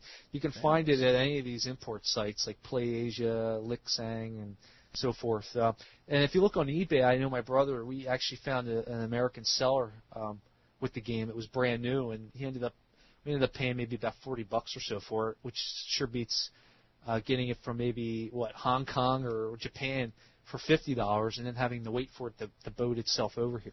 Yeah, plus pay like $20 in shipping. Yeah. But anyway, that's my review of Osutaka Okawana. Yes. Yeah. Okay. That's probably as good as Opera's going to get it too. Okay, well, hope you are enjoying the show thus far, and we're going to move along to coming attractions. Because the show comes out every couple of weeks, and sometimes we may miss a week, and it even takes longer, we like to talk about, real quick, what's coming up in the next couple of weeks so that while you're between shows, you know what's coming out, what you can look for in your local store, GameStop. And this month we've got some cool stuff. It's going to be a big month, man. Oh, man, it's going to be there's not a lot of titles, but there's enough it's the quality. You're going, man, it's unbelievable. So to start off with, the Wi-Fi adapter. Now, we've mentioned it in the past. The official Nintendo Wi-Fi adapter that basically allows you to plug this little dongle into a USB slot, and that shares your internet connection on your computer and lets you play online, is actually coming to your local retail store. Well, this is on EB Games' release site. On their release list there, on their site, it's listed as coming out on March 15th. So that's great. A lot of people don't want to go through the whole hefty effort of putting up a wireless access point or driving down to McDonald's. This is really cool. And before, the only way you could get one was to order it directly from Nintendo, which, by the way, a lot of people say, I don't want to order from Nintendo. You know what? I found ordering from Nintendo is not that bad. It's quick. It's fast. It gets here in a couple of days. I don't have to wait, 48 hours for my order to ship. I've had really good luck. I've bought a few things from Nintendo Online, from store.nintendo.com, and I've been very pleased. So I bought the Wi-Fi adapter right away because when I travel and whatnot, I want to take it with me, and I guaranteed an access point everywhere. But it's a nice little addition for your man sack there. It's good. It's a nice stick for your man sack. Yeah. Yes. Next up, Metroid Prime Hunters, arguably the most anticipated game ever for the Nintendo DS since the original Nintendo DS shipped with a demo card of it back in 2004. Or wait a minute, 2004. Yeah, you're right. I was thinking, man, did I really lose that time? Yeah, November 2004, you had the demo of Metroid Prime Hunters. At the time, it was a pretty nice little indicator. I know I kind of went, ooh, when I saw it. But the game is totally improved. I don't even think it's worth playing the demo anymore because it looks like it's totally improved upon anything you played before. Different game. Yeah, some of the new videos that have come out for the game are just blowing me away. We're going to have a little more about that in our Touch and Go News segment. But yeah, Metroid Prime Hunters, no-brainer. I'm sure it's going to be $35, but I'm also sure it's going to be completely worth it. That's one of those games that I think I can say I'm just going to go down and plunk the money down for it because it's an online game. There's a lot of value in there. It's Wi-Fi. It's on the Wi-Fi service, not just local Wi-Fi play, but also on Nintendo's Wi-Fi service. Right. I mean, you're going to be constantly wanting to throw down. I mean, we're going to be throwing down. You're going to be able to talk between matches now, which is fantastic. You're going to be able to cut the game, off. If I only wanted to play with Shane, I don't have to sit there and wait for 200 people to just randomly join in on the Nintendo Wi-Fi. I can just start the game and get it moving, and get going. Good for them. They learned. They've learned something. On that same day, we got Tetris DS coming out. Man, I'm going to have to plunk down $100 when I go out on that day. Yeah, it's going to be a big day, man. Tetris DS on the 20th. Also on the 20th, which we did not have listed in our notes, from everything I'm seeing, Lost Magic comes out on the 20th as well. Was that March or April, though? I thought that was in March, but I could be wrong. We'll look it up, and we'll post something on the site. Lost Magic is also a Nintendo Wi-Fi game. That would be 3 Nintendo Wi-Fi service games in 1 month. And get this, it's a role-playing game. It looks a lot like, to me, and I haven't seen the Japanese version. I haven't watched any movies. It looks to me kind of like Diablo. And I'll tell you what, if I could play online multiplayer Diablo basically on a DS, I'll lose my freaking mind. You may not even get any more shows from us. They're saying that this isn't really like what you would call a normal run-of-the-mill role-playing game. They're saying it's more or less like a real-time strategy game. Oh, but dude. That the online segment of the game is more or less. It is April 18th, by the way. It's April 18th? Okay, yeah. So I suck. Yeah, but it's okay. You're close enough. It's coming out soon. It's a whole month. April's another big month, by the way. April's another big month. But they're saying that it looks like it's going to be like the multiplayer online aspect of it is more or less a dueling wizards kind of thing. It's going to be you versus another person with I don't know. I really don't know offhand that if it's going to be just one player involved or that you can conjure up maybe other creatures or beings to help you. But in other words, we're completely talking out of our asses. So just forget that I even mentioned it. Still interesting, though, to note that there are more Wi-Fi service games coming up, and, I can't get enough. I mean... And you know what else is cool is that game is not a Nintendo-made game, and it's going to be Wi-Fi. Because up till now... Well, Activision, I guess, Activision did Tony Hawk, so I guess I don't have a point here. It was nice. You pointed yourself into a corner is what you did. Most of these games, though, most of these Wi-Fi games have been coming from Nintendo themselves. And it's nice to see how other companies are jumping in on it. Yeah, and there's more coming. I mean, there's a huge slate of Wi-Fi games coming this next year. And I can't get enough, man. I mean, this is how I wanted online gameplay to be. You wonder why, a lot of people wonder why, how come you never got into online play? Well, 1, I don't like cheaters. 2, I don't like paying something on top of the price of the game. I call it double dipping. Don't ask me to spend $50 on a game and then tell me I got to pay $20 a month to play it and kiss my ass. It's not going to happen. All right. And the other thing, too, is that it's never quite handled right. I don't want to be required to use Microsoft technology so I can maintain a buddy list only inside of MSN Messenger. But, it's so convoluted and it's so ridiculously... You get so freaking wrapped up in the technology. Where's the fun time?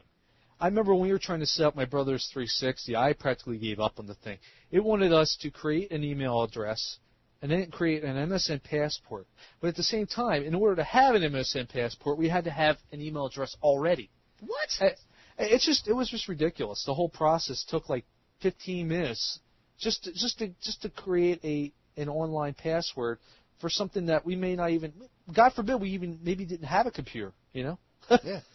Yeah, you'll be using myname@library.com is what you'll be using. Right. It was just ridiculous. That's crazy. I love this whole get on and play aspect of the Nintendo Wi-Fi service, and I think that's why they're close to hitting 1 million users right now. You can slap Nintendo around all you want about how late they were to the game and how they never realized the potential of online gaming. I swear, and I don't speak for Nintendo, but I swear Nintendo's been just kicking back, watching what's going on, and waiting for a time when they could offer it for free, easy access, and actually do it in a manner that was Nintendo-like, which is simple, easy to use, and get everybody involved. And I think it was worth the wait, but what do I know? Right? Yeah, not much. Yeah, not much. Also coming up on the 21st is a game I know zero about. It's Teo's Adventure, Curse of the Demon Seal. Yeah. You know anything about that? I don't really know anything about that. I saw a couple screenshots, but it's another one of those games that just kind of appears out of nowhere, much like Tetris DS did. I mean, who would have thought that something like that was coming out, and all of a sudden, boom, there it is. And that's kind of how this one is. I haven't really heard anything about this game, and any of the publications or anything. I've seen a few screenshots. It looks like it's relatively 3D. Yeah. It is an RPG to a point. Now, I really don't know if it's like more action-oriented or if it's more number crunching, but hopefully we'll have some more information for you on the next show. We kind of found this one out at the last minute here. Well, so there's another game that if you don't have enough, if you have too much money this month already to spend, there's something else for you to blow your wad on.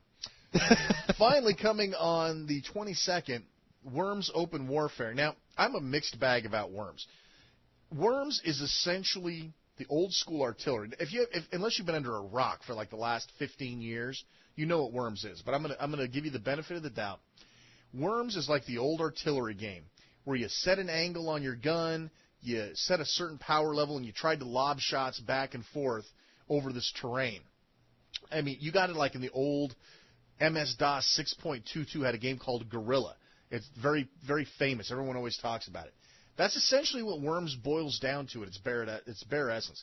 You have a fleet of little worms around this giant, bigger-than-the-screen terrain. Your goal is to, using different weapons, I mean, cool weapons like, machine guns, rockets, all of these really cool, devastating-sounding weapons. And you basically volley these back and forth trying to wipe out the other worms.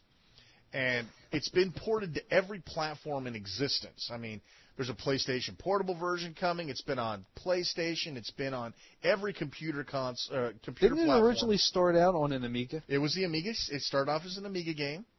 And, again, like I said, it's been ported everywhere. I think even 3DO got a version of this. So yeah, I know they threw a few. Honestly, I'm not big. I've never really gotten into the game. It kind of reminded me of an old game called Scorched Earth, though. Yeah, same kind of idea. Yeah. But it traces back farther than that. I know they tried to do a few 3D versions of it over the years. Yeah, I think, it never like worked on the out. PlayStation. Yeah, it wasn't. It's just they tried to oversimplify it or something. I mean, it was just. I mean, it's a simple game, and they I guess that's not the right word. They tried to make it a little more detailed than it really need to be. Yeah, this is old school. This is all flat 2D. But the nice thing about it is, and a lot of people, if you play a lot of PC games, you may have heard of a game called Pocket Tanks. Very popular game. It hails back to an Amiga game called Scorched Tanks, which hails back to Scorched Earth. Scorched Tanks is a far better game than Scorched Earth because you weren't limited to a single playfield screen. This is very important for anybody who's interested in artillery games. When you put 10 people on a single VGA screen and you throw a weapon out, you're going to hit somebody. What's the skill in that? Where Scorched Tanks and subsequently Worms takes this out to where you're playing on a playfield that's much larger than your screen, which adds a completely different element to the gameplay in terms of how you line up your shots. You're not just going to hit somebody by throwing something out there. So Worms has always been, kind of, to me, the Scorched Tanks light, because I thought Scorched Tanks was a better game. But this version on the DS looks very clean, very well polished. It's coming from Team 17, which, of course, did the original one. They've been around for years. They've been around. These guys know what the hell they're doing, folks. You've seen their stuff. Team 17 is responsible for tons of great stuff. I know a couple things real quick about the DS version that people are already crying foul about. They're saying that the touchscreen, they're hoping that the touchscreen, which you would think would be perfect for this type of game, but I think there's some of the early word coming out saying it may not be all it's cracked up to be. Really? But the big problem is that there's no Wi-Fi, which people were just. There's no local Wi-Fi? I'm not even. I think there's got to be local Wi-Fi. Yeah, online would be better, but there's no no Nintendo Wi-Fi online, which would be a killer app in my opinion. It would be truly killer. You're right. And it's almost. Well, why wouldn't they add that? It's such a simple thing to do. It seemed to me. I mean, I'm no programmer, but why not take the extra time and effort? I mean, like they did with something like Nintendo did with Metroid Prime Hunters. That wasn't originally supposed to be a Wi-Fi game. Right. And why not delay this for a few more months and put it out in the summer? It's not like one of these games that, the whole world is dying to get. And if they just went and added that one little piece of aspect to it, the Wi-Fi capability online, I think I'd be more open to maybe purchasing it. Right now, it's not really giving me any interest. Well, I'll tell you what my experience has been with the Scorched scenario. Games like Scorched Tanks and Artillery and things like that have all proven to be much more fun when you're in the room with somebody. Yeah. Much like Mario Party or something. Yeah. I mean, Mario Party, dude, if Mario Party ever got ported to the DS, which I've got rumor mill that it has, it is being ported. If you could play that on Wi-Fi, I'd lose my mind. If I could just throw down, because, it's hard. Mario Party. I don't see that working either. I really don't see that working on the Wi-Fi. So? Because you know what? I'll tell you right now. I think it would be cool. It's cool. It's cool an idea. Would I love that? Sure, I would love it just the same way you would. But getting online with somebody, a bunch of random people. If I could play with friends, it'd be a different story. Yeah. But then again, even with the friends, there could be a problem in that you would either lose a connection, or the other people would just drop out when they're losing. Yeah. And a game like Mario Party is not something that you want somebody to drop out on like a half hour into the game. You know what I mean? Yeah, they would definitely have to say that if somebody blopped out, the computer would take over their player or something like that. They could do it. Yeah, that's a good idea too. They would, they'd have to do it right, and I'll tell you what. I mean, my biggest problem with Mario Party is it's only fun with 4 humans. 3 will get you by. 2 people cannot play Mario Party right. You have to play with at least 3 people, 4 preferred, and it's almost impossible to get a local area hookup with 3 or 4 people. 2 is easy to get. 3 is pretty simple to get because we do that at work all the time. But 4, forget it. Unless you're going to like a DS, party or something. Which, by the way, I'm trying to schedule one. I'm going to try to get it. I'm going to try to get a DS party going here in Phoenix somewhere, like a DS users group. A DS Frag Fest, yeah. Oh, that'd be so awesome because you don't need. Because like in a normal LAN party, you got to have lots of power. You got to have lots of tables and chairs. Dude, you bring bean bags. You lay on the floor. Oh, that'd be fun. Oh, anyway, I don't want to get too far. 6-hour battery power. 9 to 15 if you got the DS Lite. Oh man, I'm drooling. Anyway, back to Worms Open Warfare that we once again managed to completely get off. I'm thinking that it's going to be a good local throwdown, 2-3 people game, but I could definitely see why people would be a little hesitant. Yeah. Especially if there's touchscreen problems. That's unacceptable. I don't really know just yet about. I know there were a few people that are concerned about how they're going to pull it off, and that's one of the things we're going to have to wait and see. Hopefully it'll all work out, because a game like this or a game like Lemmings, which we will never see on the DS, unfortunately. Yeah, damn it. Thanks to the company getting eaten up by Sony. Bastards. The Psygnosis. But that's the other thing. When you get all these people in a room, you got that camaraderie going on. You got that name calling going on. That good fun. Absolutely.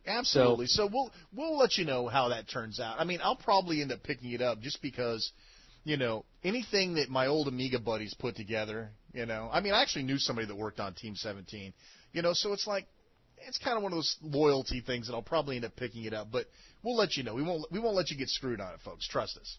Shane's picked up Whack-A-Mole. I own Whack-A-Mole. That should be a testament to how much I am throwing myself out under the truck to help you guys out. I did not buy Elf Bowling. That just give me a testament how bad Elf Bowling is. Well, you do have your limits to a point, yes. You have your limits. Dude, so you're not that far over the edge yet. Yeah, absolutely not. I'll buy Whack-A-Mole, but not Elf Bowling. What does that tell you about Elf Bowling? But it's such a deal, man. It comes with Elf Bowling 1 and 2. And 2. I mean, you get 2 games. Didn't we get a reader letter? Dude, do you have that handy? We should read that. Do you have that letter, the letter handy from the guy that wrote us talking about how we shouldn't smack down Elf Bowling so much? No, I don't. I'm not even sure if I saw that letter. Oh, come on. We'll get that for you next show. You mean we actually got a letter from somebody that said we shouldn't be bad-mouthing Elf Bowling so much? Yeah, okay. That's great, dude. That's priceless. That's going to be a show spotlight on the next show. I forgot all about that. Okay, back to our coming attractions. One of the things we also like to cover with our coming attractions is to let you know what is out now about the time that the show comes out. We never know exactly when the show will be produced and put out there. So out today, actually, is Pokemon big week Trose. Here. We got a big week. One single game. One game. Can you believe that? But everything's being shot off at the end of the month, so I'm willing to wait.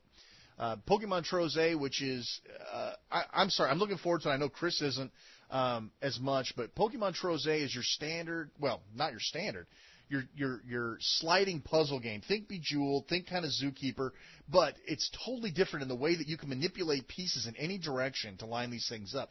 It reminds me of, here's what it reminds me of. It reminds me of like your standard puzzle game like Bejeweled or Zookeeper, but it's like a slot machine where you actually slide rows and columns to line these things up.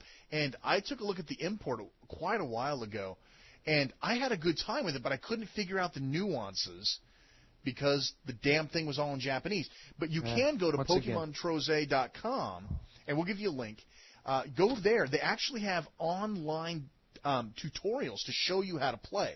So you actually play the game in a limited fashion on the website. So that's actually really cool to give you an idea, are you going to like the game or not? Me personally, I think it's going to be a serious throwdown game like Puzzloop. Again, we'll have to reserve our comments until we get a chance to play it multiplayer. But it is limited to 2 players, which is, again, for my work throwdown sessions when we have 3 people, that's not going to work out. But yeah, I'm still excited. That's out this week. I know the game is. I've seen it lately at like the little not download, but the little demo kiosks. EB Games and GameStop.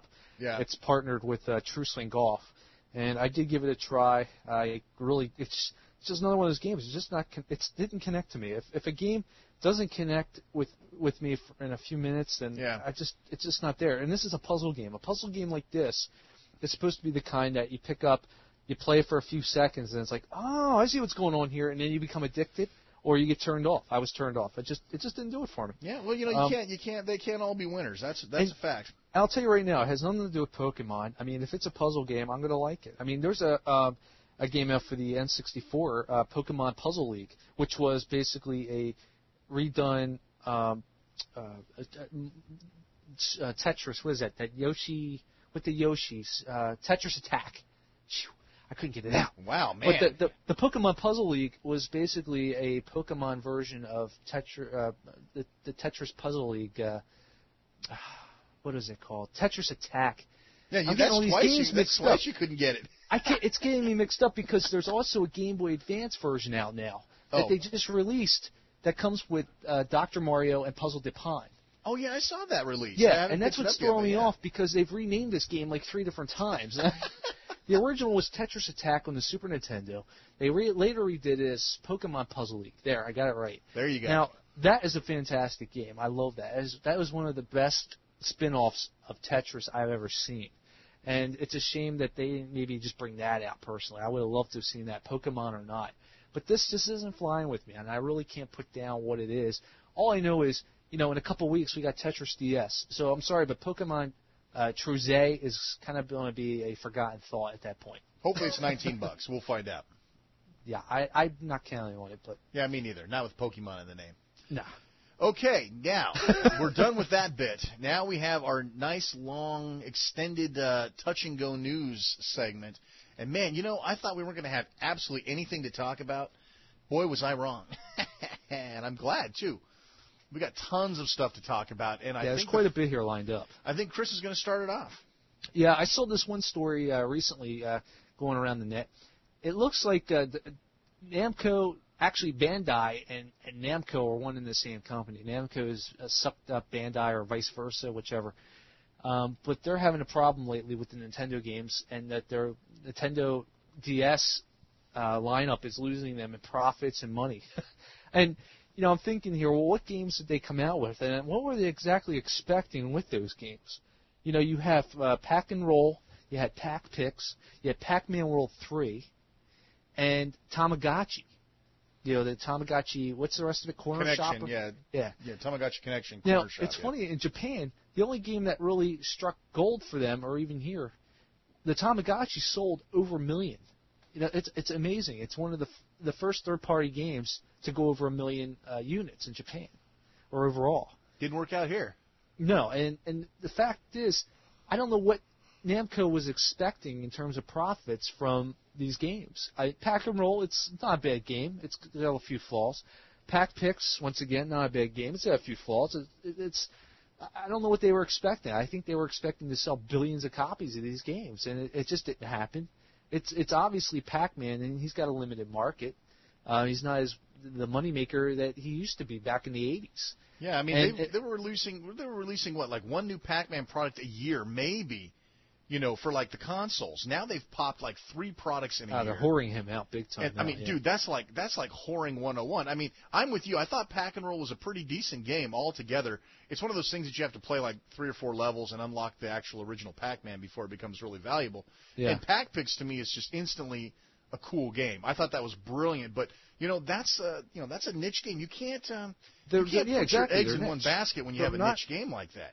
They're not going to be million sellers, and I don't know what they're expecting. Pac-Man World 3 they should be beat for. I'm sorry. Pac-Man World 3, well, it wasn't even an American. It was an American-made game to start off with, which means it just they don't have the same love for the character probably. The company they gave it to, they hoarded his name out and they gave it to.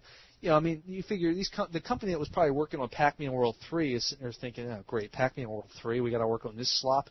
Meanwhile they'd rather be doing Grand Theft Auto 10 or something, Right. And that's the problem, and it was just a terrible game. And they also don't seem to really know what they want to do with the Pac-Man character. Every game with him is totally different. There's no consistency whatsoever. In Pac-Man World 3, he's got a horrible voice now, and mostly on the console versions. And in the other game, you get Pac-Pix, where he kind of had a wah wah wah wah wah wah kind of sound, Now he sounds gay. Yeah, little things like that. He does. No offense to. No gay bashing going on here. I guess we got yelled at for that too, for using the word gay. Maybe this is a good time to say that gay does not necessarily mean homosexual to us. Gay is goofy, stupid, silly, horrible. Gay. The word gay has changed its meaning about 17 times already. So we're just extending that, and it's Ghey for those of you who don't follow the forums. So when we say something's gay, don't think that we're talking gay. In this case, though, we're talking gay, gay. And it's obviously it's known for years that Pac-Man isn't gay anyway. Yeah, he's if not you want gay. to look at it. He's got a missus. He's got a kid. Yeah, he's got a kid. He's got a dog. Yeah, he's good to go. But anyway, I just wanted to bring that up. I don't know what Namco is expecting. I just hope that they don't turn around and say, well, we're not going to support this platform anymore. Doesn't Namco have about 50 billion properties that they could properly whore on the DS? Where's my Namco 50th anniversary for the DS? That'd be perfect. And, Dude, and you know what? Come on. I'm going to tell you right now, if they do that, I absolutely demand that they have high score support. There's no reason whatsoever. No reason. If they don't, I'm going to just makes you just want to go beat somebody's ass. Those games, all those old games that Namco put out are based around score. I don't care what you say. The gameplay may be great, but the reason you come back is because you want to beat that score that person got to. That high score. You want to get to that level of gameplay that person before you has attained and beat it.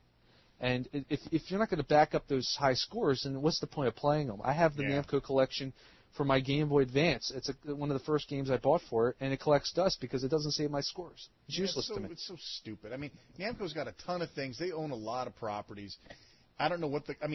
I know to see them stumble. That's a stumble, but don't blame DS for it, dude. DS. You know what? There are other people out there that are making money hand over fist on the DS. It's not the DS's fault.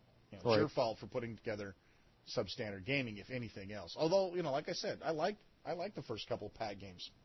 But what do I know? Nothing. Well, yeah, okay. I guess that's all I have to say about that. If you're going to have a game, if you're going to put out these games and expect them to sell well, they've got to be good games to begin with. Are these good games? Yeah, for the most part, I think 3 out of 4 they were pretty good. Well, actually, no. I don't know. What is that? 2 out of 4. Whatever. Counting Tamagotchi. Yeah, counting Tamagotchi. You just can't sit there and expect the overall draw for something like Pac-Man to Mario anymore. Yeah, it doesn't work. It's not there anymore. It's worn out. Right. And I love Pac-Man. Pac-Man's my homie, but dude, come on now. You guys got a lot of other stuff. Okay, moving along. There's a serious. It's so funny. When Xbox 360 came out, I couldn't turn the TV on without hearing about, lines are 50 hours long waiting for the Xbox 360 release. And it's like, literally, as you change channels, the same newscast is playing on every channel. You can, it pieces it all together. You'd be like, the Xbox 360 is now selling out around the world, every time you turn the channel, you couldn't hear about it. But now, in the Nintendo DS Lite is basically doing the same thing. People are waiting, 3 days in line in Japan, and the online resellers are whoring. You would not believe what the online resellers are doing to this product. They've been taking pre-orders for a month, 2 months, longer, and they were selling it at $169, which was the list price. Well, not the list price. The list price is $149, but add the importer-friendly $20, add-on fee. Markup. You expect to pay that. You expect, that there's somebody having to run around Japan picking these things up. They're sending them over, so you're going to pay a premium. I was happy with that. $169, no problem. Well, then the online retailers started saying, there's going to be this huge shortage. We're going to need to charge you another $30.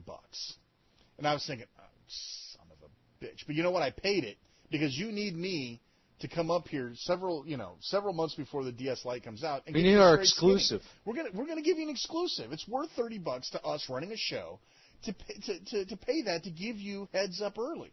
That's what you listen to us for, to help you out, right? So I paid the $30, but that was at Lick Sang. Now these other online retailers, $300. They're thinking to myself, are you kidding me? I mean, that's $100 more than I'm ending up paying. And if you think that's bad, eBay. I've been watching the DS Lite sales on eBay. Don't tell me that Nintendo is not as popular as Xbox or any of this other crap. I get so sick of hearing the Xbox fanboys getting all the press, getting all the coverage, when there are DSs going online, $149 DS Lite going for $817 on eBay. It's probably a box, too. Yeah. Instead of the game. Box system. Box system, yeah. But but seriously, I mean, it's to the point now where you're going, wow. I mean, if there was anybody that ever questioned the validity of the DS as a real handheld, as a real marketplace shareholder, I mean, we've been seeing over the last few months, we've been talking about the numbers and how many units have been selling and all this stuff. It's obvious the DS is a hit success.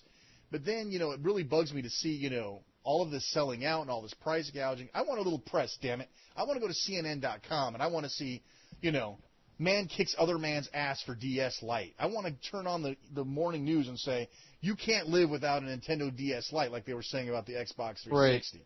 Yeah, I want to wake up and look at the Today Show, for instance, and see Katie Couric drooling all over the DS like she was. The Xbox 360 back in November. Yeah, I don't care. The other thing is, bringing up real quick, mentioning the eBay thing. Yeah. Speaking of that, when I looked at this over the weekend myself, and just as this whole thing was going on with the gouging, and I'm looking at all these high cost bids, and buy it now for $300, $400. And if you look, none of these guys have pictures of the actual system in their hand. Yeah. They're all stock photos from the Nintendo website. You got to ask yourself, how many of these guys actually have one of these in their hands?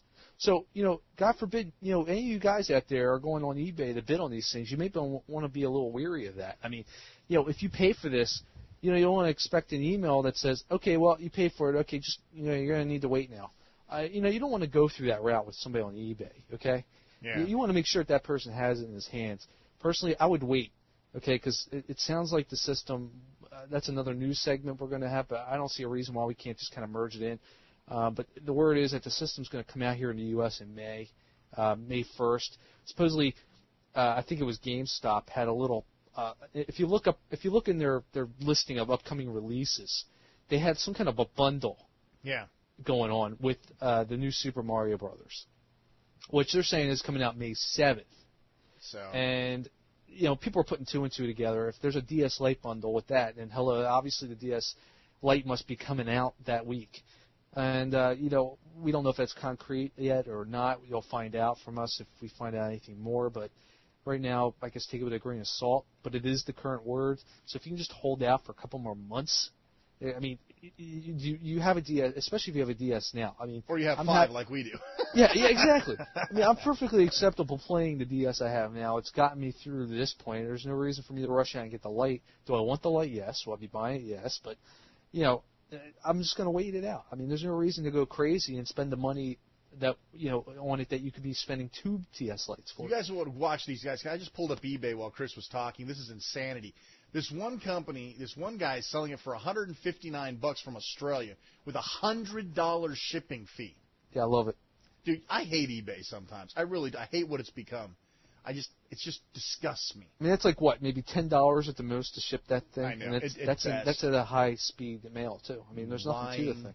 Bastards. That's all I can say. It's certainly not DS Lite mail. Yeah, and also watch out for my other favorite deal is when what they do is they're basically taking pre-orders. They'll sell it to you for $179 with $30 shipping, but then they don't tell you until you get to the small print. ships when available.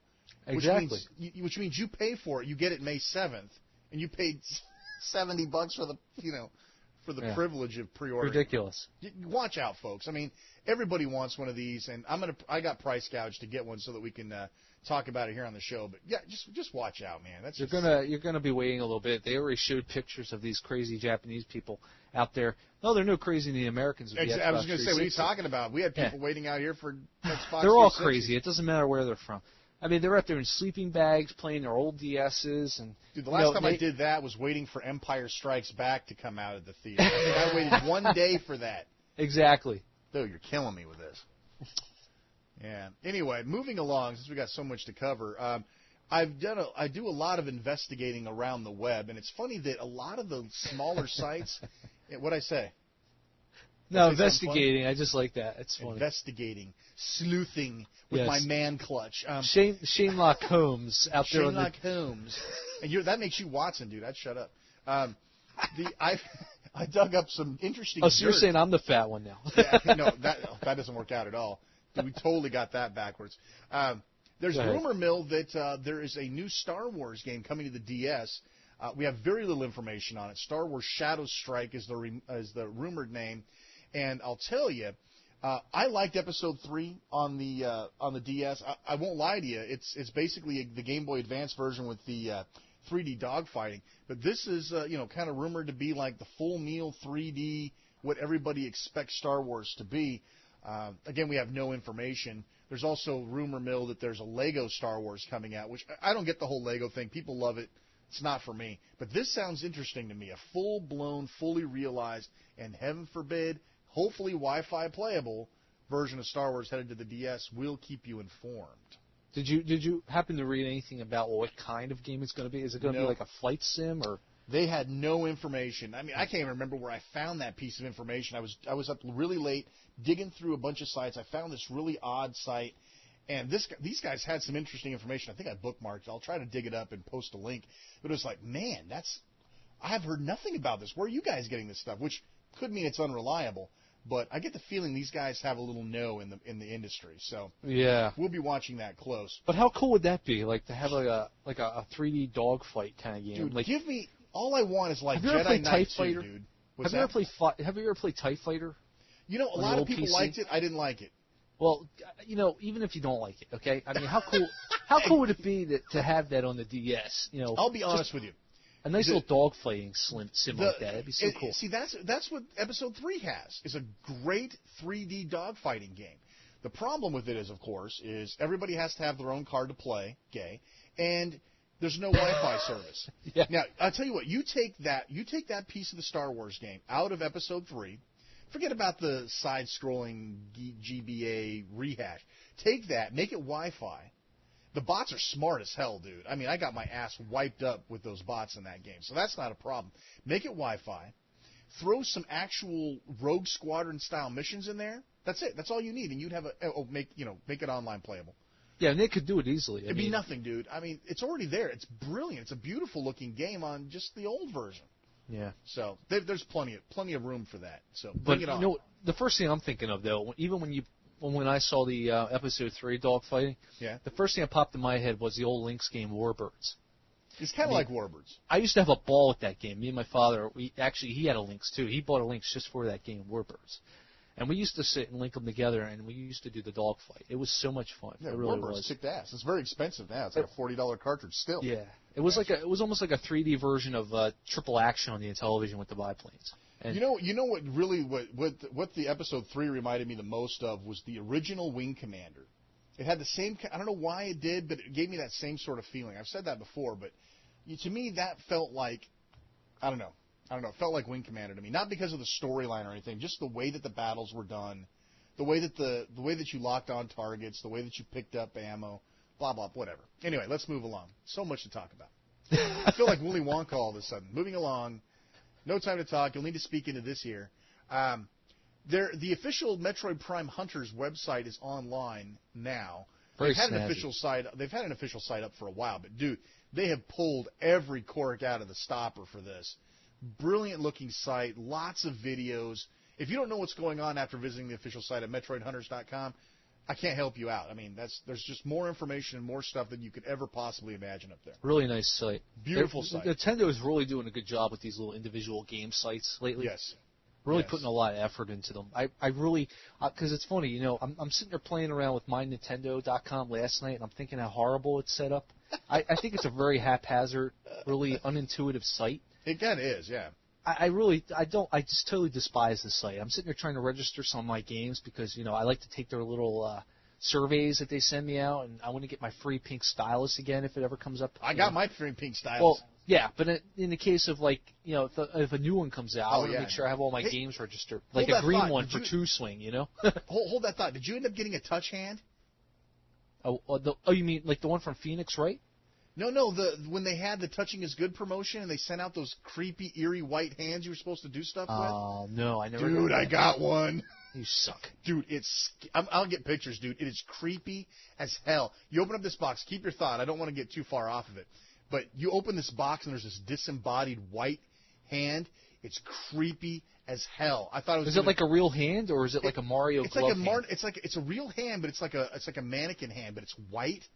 Dude, it totally creeps me out. I don't even think I've opened the box since I got it because I opened the box and it's like, you know what? It seems like there should be a ransom note in there saying if you want to see the rest of your dog. Yeah. Dude, seriously, it creeped me out. But you know what? I've got one, and someday I'll end up eBaying it or something. Or I'll get Shigaratu to sign it for me or something. That'd be awesome. Yeah, anyway, I know, I'm sorry. I know Go back Phoenix to what you were saying. Well, I know Phoenix Wright for a while. If you ordered it from the Capcom website, they were actually giving a stylus. You know how he points his finger out and says objection. There was a stylus shaped like his arm with a big finger at the end. Wow, really? Yeah.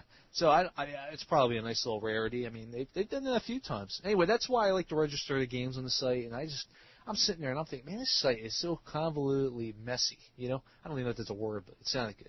You know, and it's just a mess. But then when you go to something like this Metroid Prime Hunter site, it's like, wow, this is really nice. Everything's just nice and slick and you can tell where everything is, and I'm just really, really up on it. I mean, they got one for Princess Peach now also. You know, you can get wallpapers and screensavers and by really the way, good stuff. Speaking of Phoenix Wright special stuff, and this didn't make it into the news blurb, but I don't even know where that link was. They have Phoenix Wright T-shirts. Really? Yeah, it says what does it say on it? It's got like a big splat sign. It's like a big exclamation thing. Yeah, like when it says objection. Yeah, but it didn't say objection. It says something else. And I was looking at it thinking, I can't remember what it is, but it's like a Phoenix Wright T-shirt. And I kept thinking to myself, I need to remember to report that. But I'll see if I can dig up a link. Yeah, while we're talking about the whole thing. Yeah. All right. Well, moving on a little bit, we got Contact coming out for the American audience now. It's a Japanese game that's going to be coming out, I think, either end of this month or next month. Word has it, and we got this from Atlas themselves, that it's going to be coming to America. Contact, not really sure. There's a whole lot of information out right now. We're going to have a little link on the website. They got an official site. If you check our news section, we have some links to some of the various news articles, and I put a link for the official Japanese site. If you can get by the Japanese, it's worth checking out just for the screenshots to give you an idea of what it's going to be. It looks like it's going to be some kind of a RPG. I know a lot of people were hoping it was going to be the next edition of Earthbound because a lot of the look, and I think it's actually maybe originally from the creator. I'm not sure. You can't really quote me on that. But the top screen's got this little professor dude going through a little lab. The bottom screen's got this kid running around in a really photorealistic environment. Now, on the top screen with the professor, everything's kind of pixelated. It's got those old, 8-bit kind of graphics. A lot of big blocky pixels. And what's interesting is I'm trying to figure it out. It looks a little weird. But both these characters exist at the same time, but they don't know each other. But at the same time, the things that they do, the activities and all the little things that they're doing in their own little time frame actually mesh into each other's world.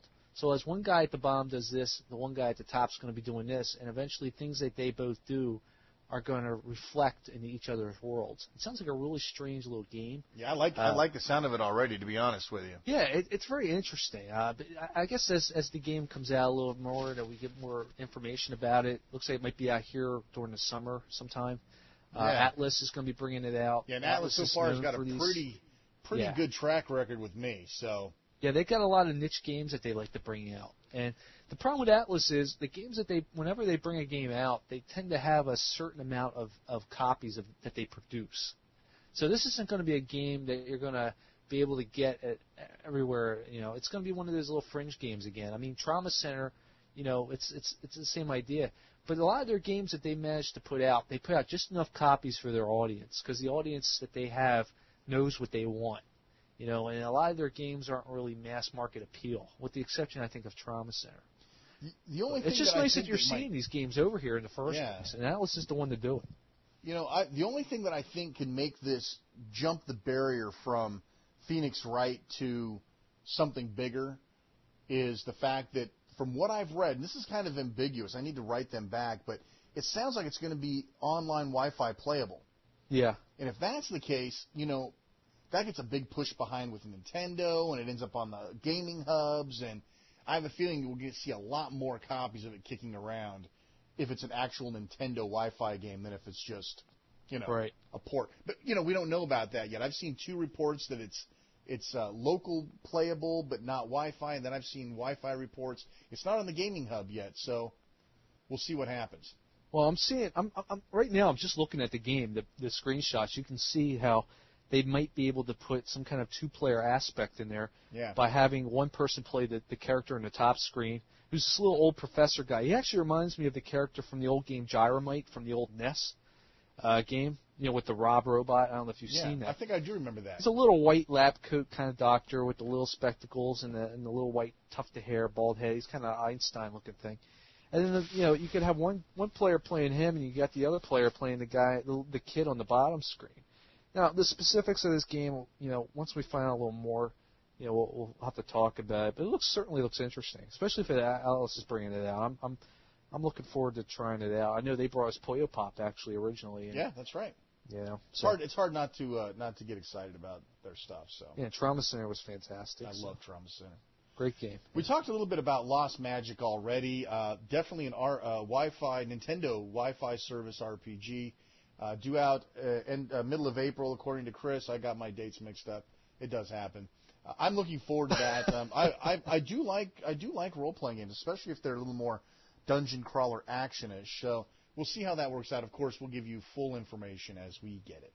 Yeah, dude, I would love to have one of those old dungeon crawling Legacy of the Ancient kind of games on the DS. That'd be fantastic. I lose my freaking mind. We'd never make another show, dude. We'll be too busy playing games. I mean, imagine if they did like an updated DS version of Shadowgate. I mean, how perfect would that be? They did that for Palms. Palms have that. Yeah. I've never played it, but why not just bring that over to the DS? It'd be perfect for it with the stylus and. Yeah, we're not in charge, unfortunately. Yeah. The next little news item, actually, this might be a contradiction now at this point, but Nintendo Revolution system that's going to be coming out by the end of this year. Word had it that Trauma Center may be one of the first titles for this system. We figured since this is a DS game, we might as well bring on the news related to it. However, I've actually just been reading in the past 24 hours that these rumors have been denied by Atlas. Oh, downer.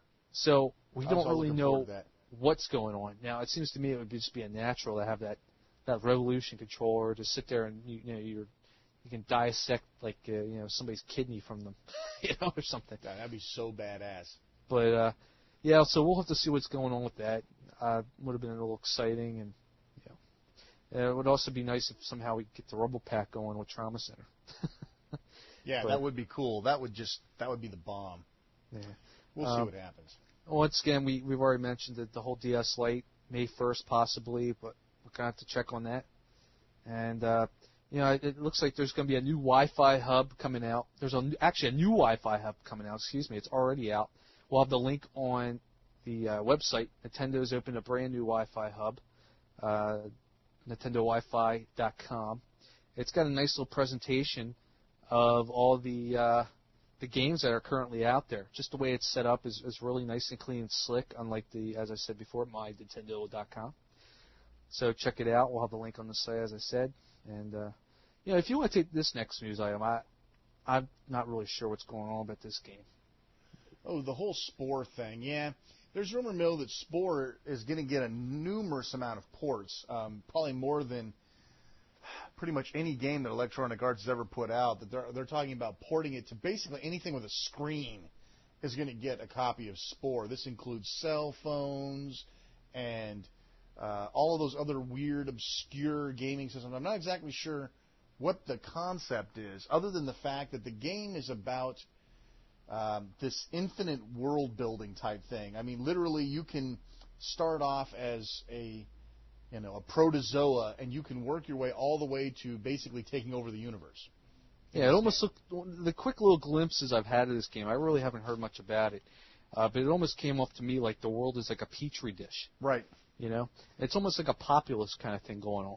But they've managed to get it to the point to where it's not just a matter of like, evolutionary thing. It's like an evolutionary thing where, I mean, you literally start off as nothing, and you evolve so high to the point, and it's supposedly all of this, this is the big buzz thing, is all this procedural-based coding. We don't build a world; the world evolves, and through code we create new worlds and new planets. These planets don't really exist until they're created.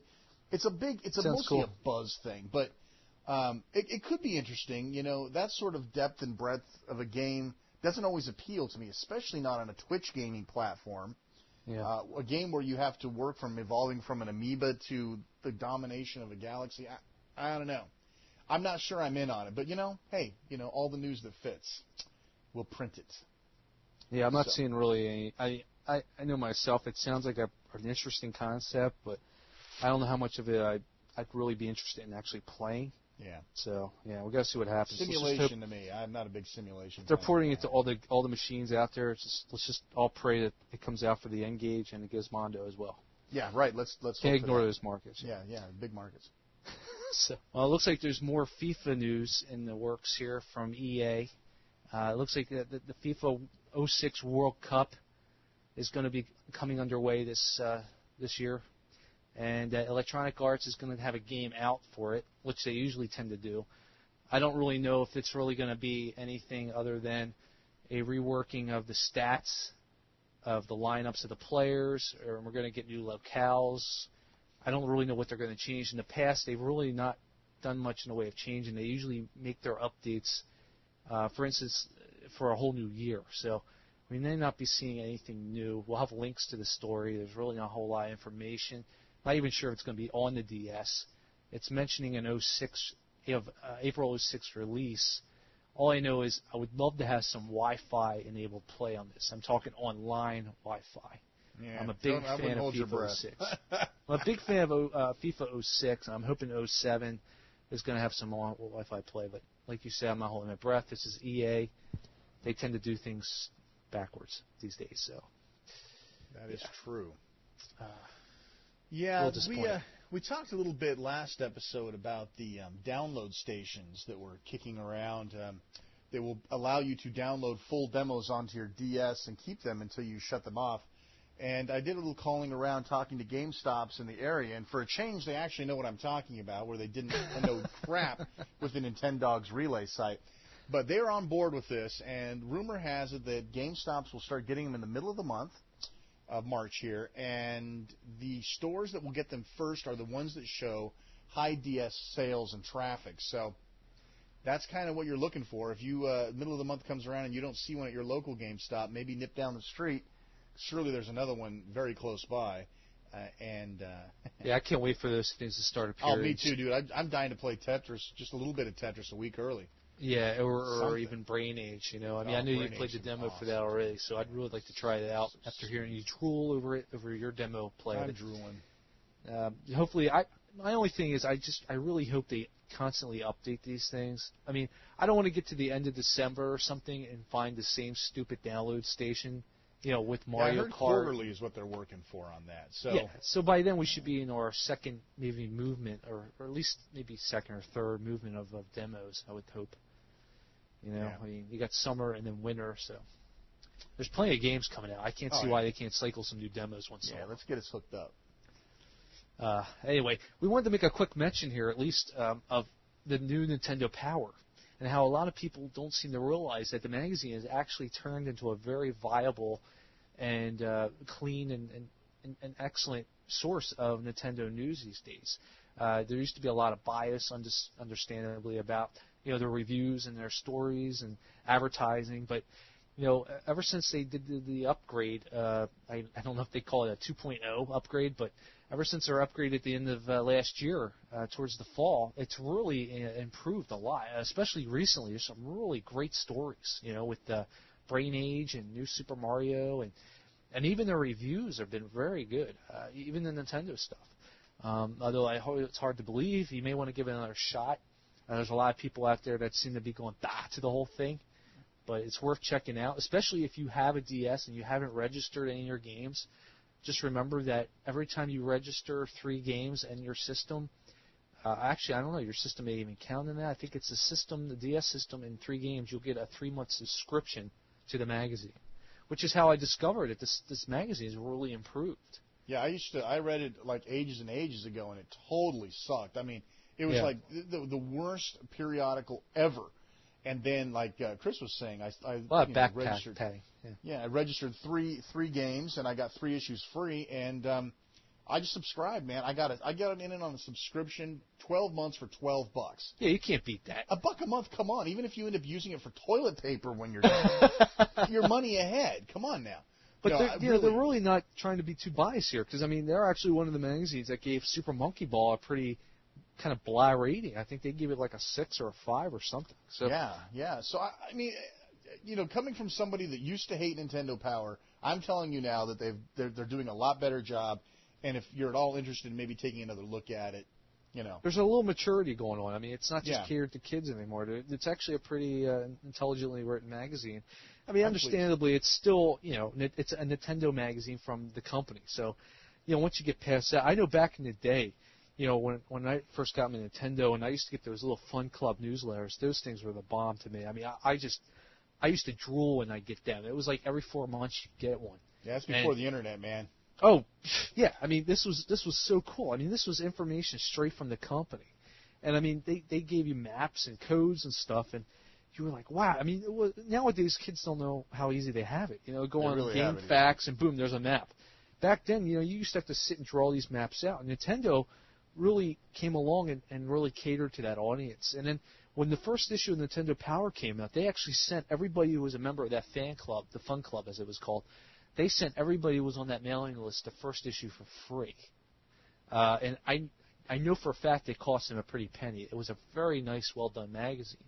And at the end of the day, sure, it's Nintendo just kind of patting themselves on the back and everything. But when you're a kid and this is a whole new system and you're loving this thing, just looking at pictures for upcoming games was enough for me. Never mind the self-centered editorials and whatnot. Just being able to see those pictures, those screenshots of all those new games that were coming out beforehand, just blew me away. And nowadays everybody takes that for granted, but back then it was great. And they've kind of gone down a little bit over the years, but recently, like we already said, you just may want to check it out, get an idea of what it is. I think they're really returning to that good feeling that they had in the beginning. Good stuff. I mean, check it out. Yeah.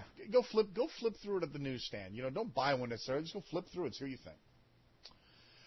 Next up, I did want to bring this up. My wife is still a complete slut for Animal Crossing Wild World, and I got to come clean. About 2 weeks ago, I completely lost my urge to play Animal Crossing.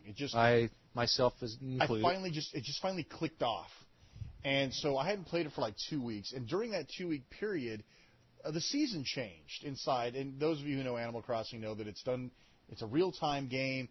And when the seasons change locally, they change inside your game. And spring came. All the snow melted away, and it's like a brand new shiny game. All of the fish that you've caught, all the insects you've harvested, all of these things have now been changed to springtime, which means you almost have a new game to go play. So I now have renewed interest. I went and weeded my town, which took me like 2 hours. Freaking weeds everywhere, and got a renewed interest in the game. So if you've were an early adopter of Animal Crossing, you got bored of it over the winter months, go turn it on and check it out again. I think you'll find a renewed interest in the game once you see what spring hath brought for you. Hath brought, Mother Nature hath brought for you. The thing is, getting back on the whole fact that you kind of going over all the winter stuff. You have to also realize when this game came out, it was basically winter time. Right. I mean, the game came out on December 4th, and I think it was fall for maybe I don't even know if it was fall. Like I think 2 days. Yeah, it was winter when I turned mine on. Yeah. So if you think about it, you've been playing winter for the last few months, and I don't know about you, but I was so anxious. It was a new game. I was all anxious to get in there and collect everything and find everything, get all the bugs, all the fossils, and all the just every all the flowers and the fish, trying to get one of everything at least. And I haven't even touched the paintings yet. But now that the winter's over on the game, I mean, I'm all caught up. I had everything I could find at that point in time. So, like you said, you have a whole new, renewed interest in this game, but you also got rid of that initial, rush to play it type of thing, when you first get a new game, and how it kind of wears off on you after a while. So there is limits to it, I think. I mean, because what are you going to do by next winter, But it's going to be more of an upkeep issue and paying off your house completely at that point, I think. There you go. So good stuff.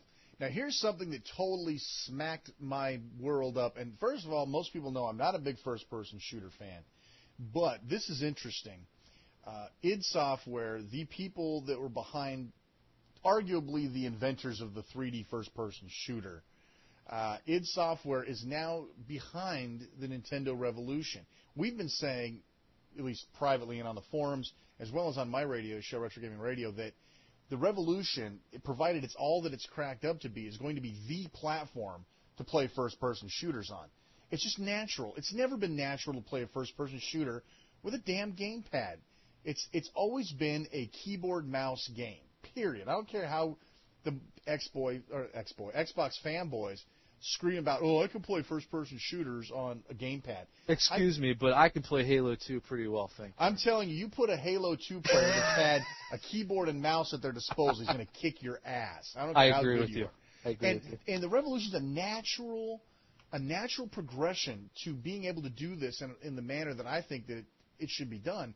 And apparently it is now behind the Revolution, and they're set to develop for it. I'm not sure what they're going to develop.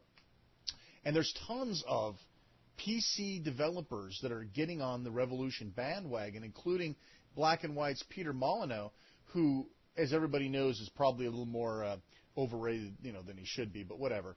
But apparently he was enchanted by the Revolution control when he demoed it, and he's looking to support it as well. So we might see Black and White Revolution as well. So I'm guessing that when id jumps on board, the copycats will be right behind it. Oh, yeah. And there's going to be a flood of, mature adult titles for the Revolution featuring nice, bloody first-person shooters, just as everybody wants to see. So, well, regardless of what you may feel about first-person shooters, it's still going to be quite interesting to see how these work on this new Nintendo's system's control pad. It's absolutely. I can't wait to see how this works out, and I can see what they're saying in terms of accuracy. I mean, you're really going to probably be able to transfer the whole mouse and keyboard combination to that controller. I mean, I just can't wait to see how it's going to work out. And I wasn't a big fan of Doom 3. I was totally disappointed in it, and we'll see what happens. Maybe something cool will come of this. But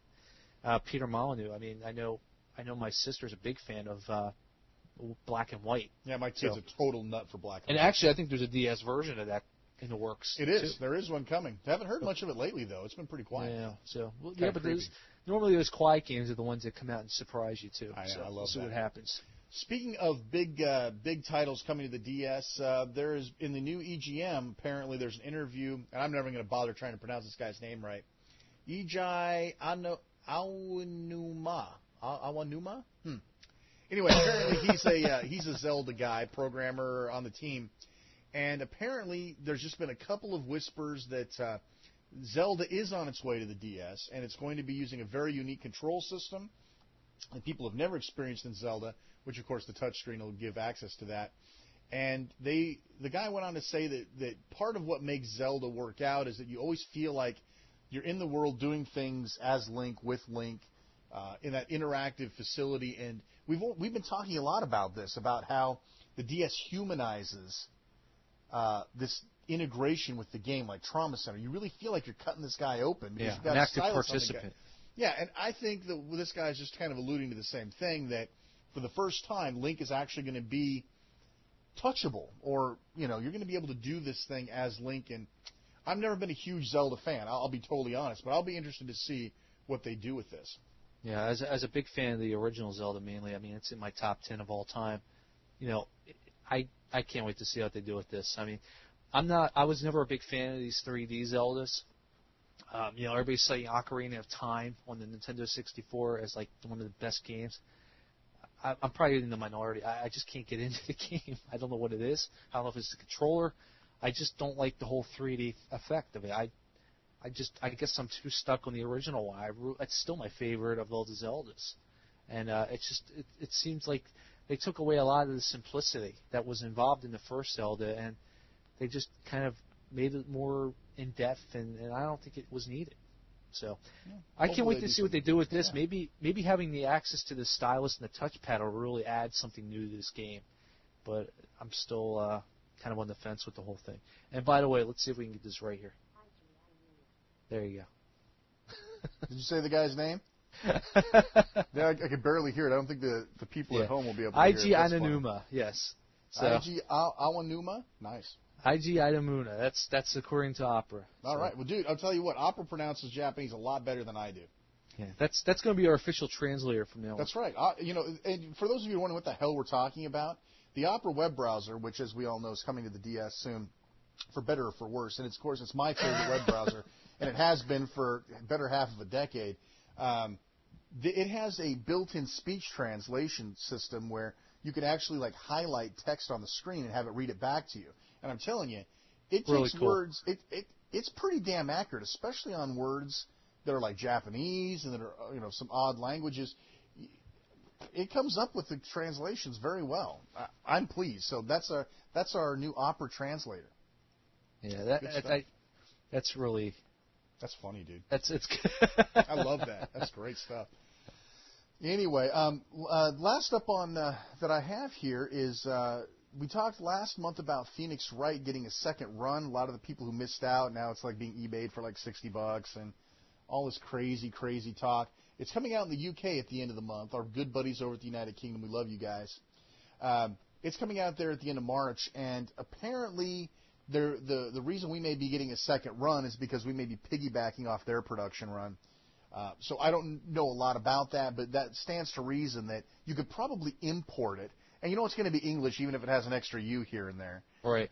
You're still going to be able to get it in English, and you're still going to be able to play it, and I guarantee importing it's going to be cheaper probably than getting it hoarded out on eBay. So. Well, even the Japanese one has English built into it, so does it? No, I didn't know that. Yeah, so it was basically a built-in translation anyway, which is why I think it even got over here in the first place. They probably just had to change the words objection, and and the word the main title screen, and boom, there you go, you got an English all port. Done.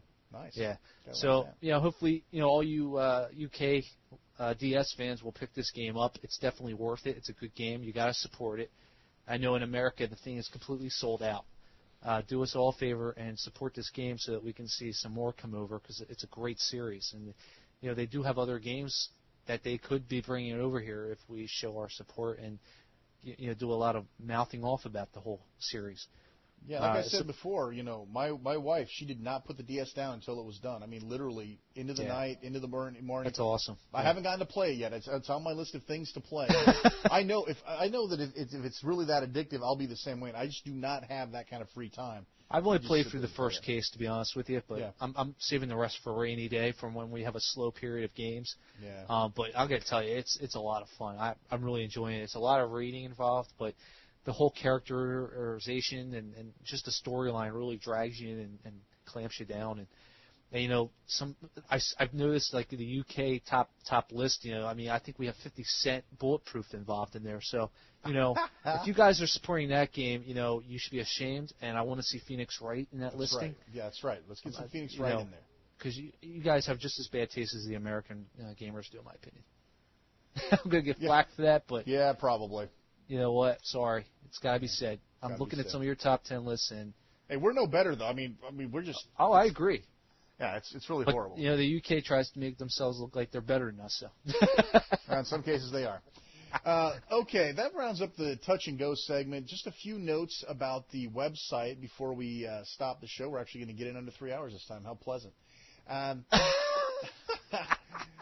The battle stylus that we talked about, I'm going to post. Chris actually did a write-up on it ages ago when he first got his.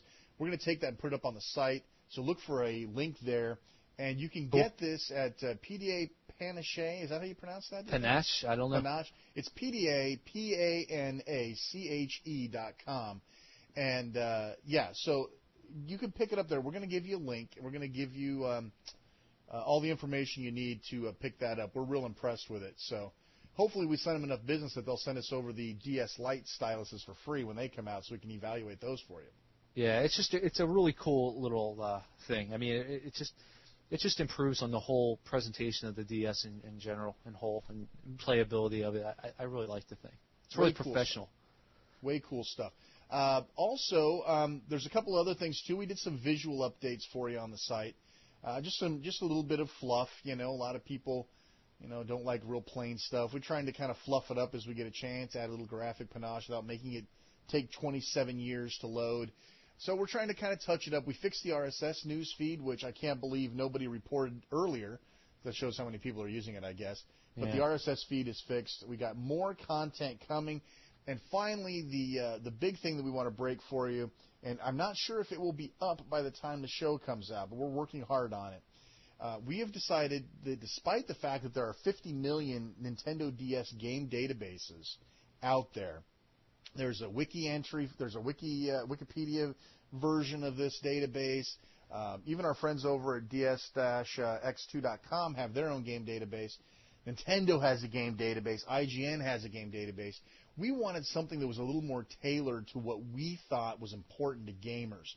One of the things that we continue to hear about is, well, is so-and-so game playable online? Is so-and-so game playable on a single card? Everyone wants to know is what's single card playable? Right, because they have two DSs in the house, but they're sure as hell not going to buy two copies. And in my opinion, that's one of the best parts of the DS. I mean, that's just playing one cartridge and having, especially Puyo Pop, 8 people, Tetris, 10 people. I mean, it's fantastic. 10 people on a single card in Tetris, brilliant. So we're going to try to give you the database that we want, which is giving you what games play with the Rumble Pack.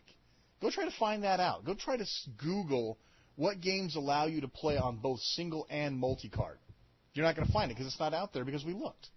So we're trying to make you the database complete with box shots and publisher information, all that good stuff. We're trying to get that all for you so it's in one spot. When you come visit Dual Screen Radio, you can see these things for yourself and search and do all that stuff. We'll probably even eventually work up some sort of a registration thing where you can sign up and then you can track your favorite games or what games you're interested in watching, cool. Blah, blah, blah. So lots of exciting stuff planned, and that's kind of it. I mean, unless you got anything else, Chris, I think that's going to wrap it up. No, I don't have really much else to say, I guess, other than another big show here. Another packed show, and again, we're trying to put them out every other week, so keep checking back. Do catch the forums. Go hit our forums. You can get a link off the Dual Screen Radio site, and come over to our forums because you'll find out a lot of the information, like how's the next show coming along, is there going to be any delays. We're trying to post everything in the news so that the RSS feed people can get it, but you'll probably find that we spend a lot more time on the forums than we do updating the site. So it's useful to come over there and check it out. Yeah, and just remember, everybody, that we are trying to provide some news on the front page, so give it a shot once in a while. Check it out. Take a peek every now and then. Again, if you're into RSS, we do have an RSS feed that'll keep you up to date. That way you don't have to come and check it all the time. Usually what I try to do is, if I see something that's kind of remotely interesting, I'll try to throw it on there. It's not going to be the end all, the be all, I guess, but yeah, we're not an official news feed site. I mean, there's lots of other better places to get that. But things that we find might be interesting to our particular listeners or things that we personally find interesting, we'll throw those up there because, we feel that if you're listening to our show and you're in our groove, then you'll probably find the things interesting too.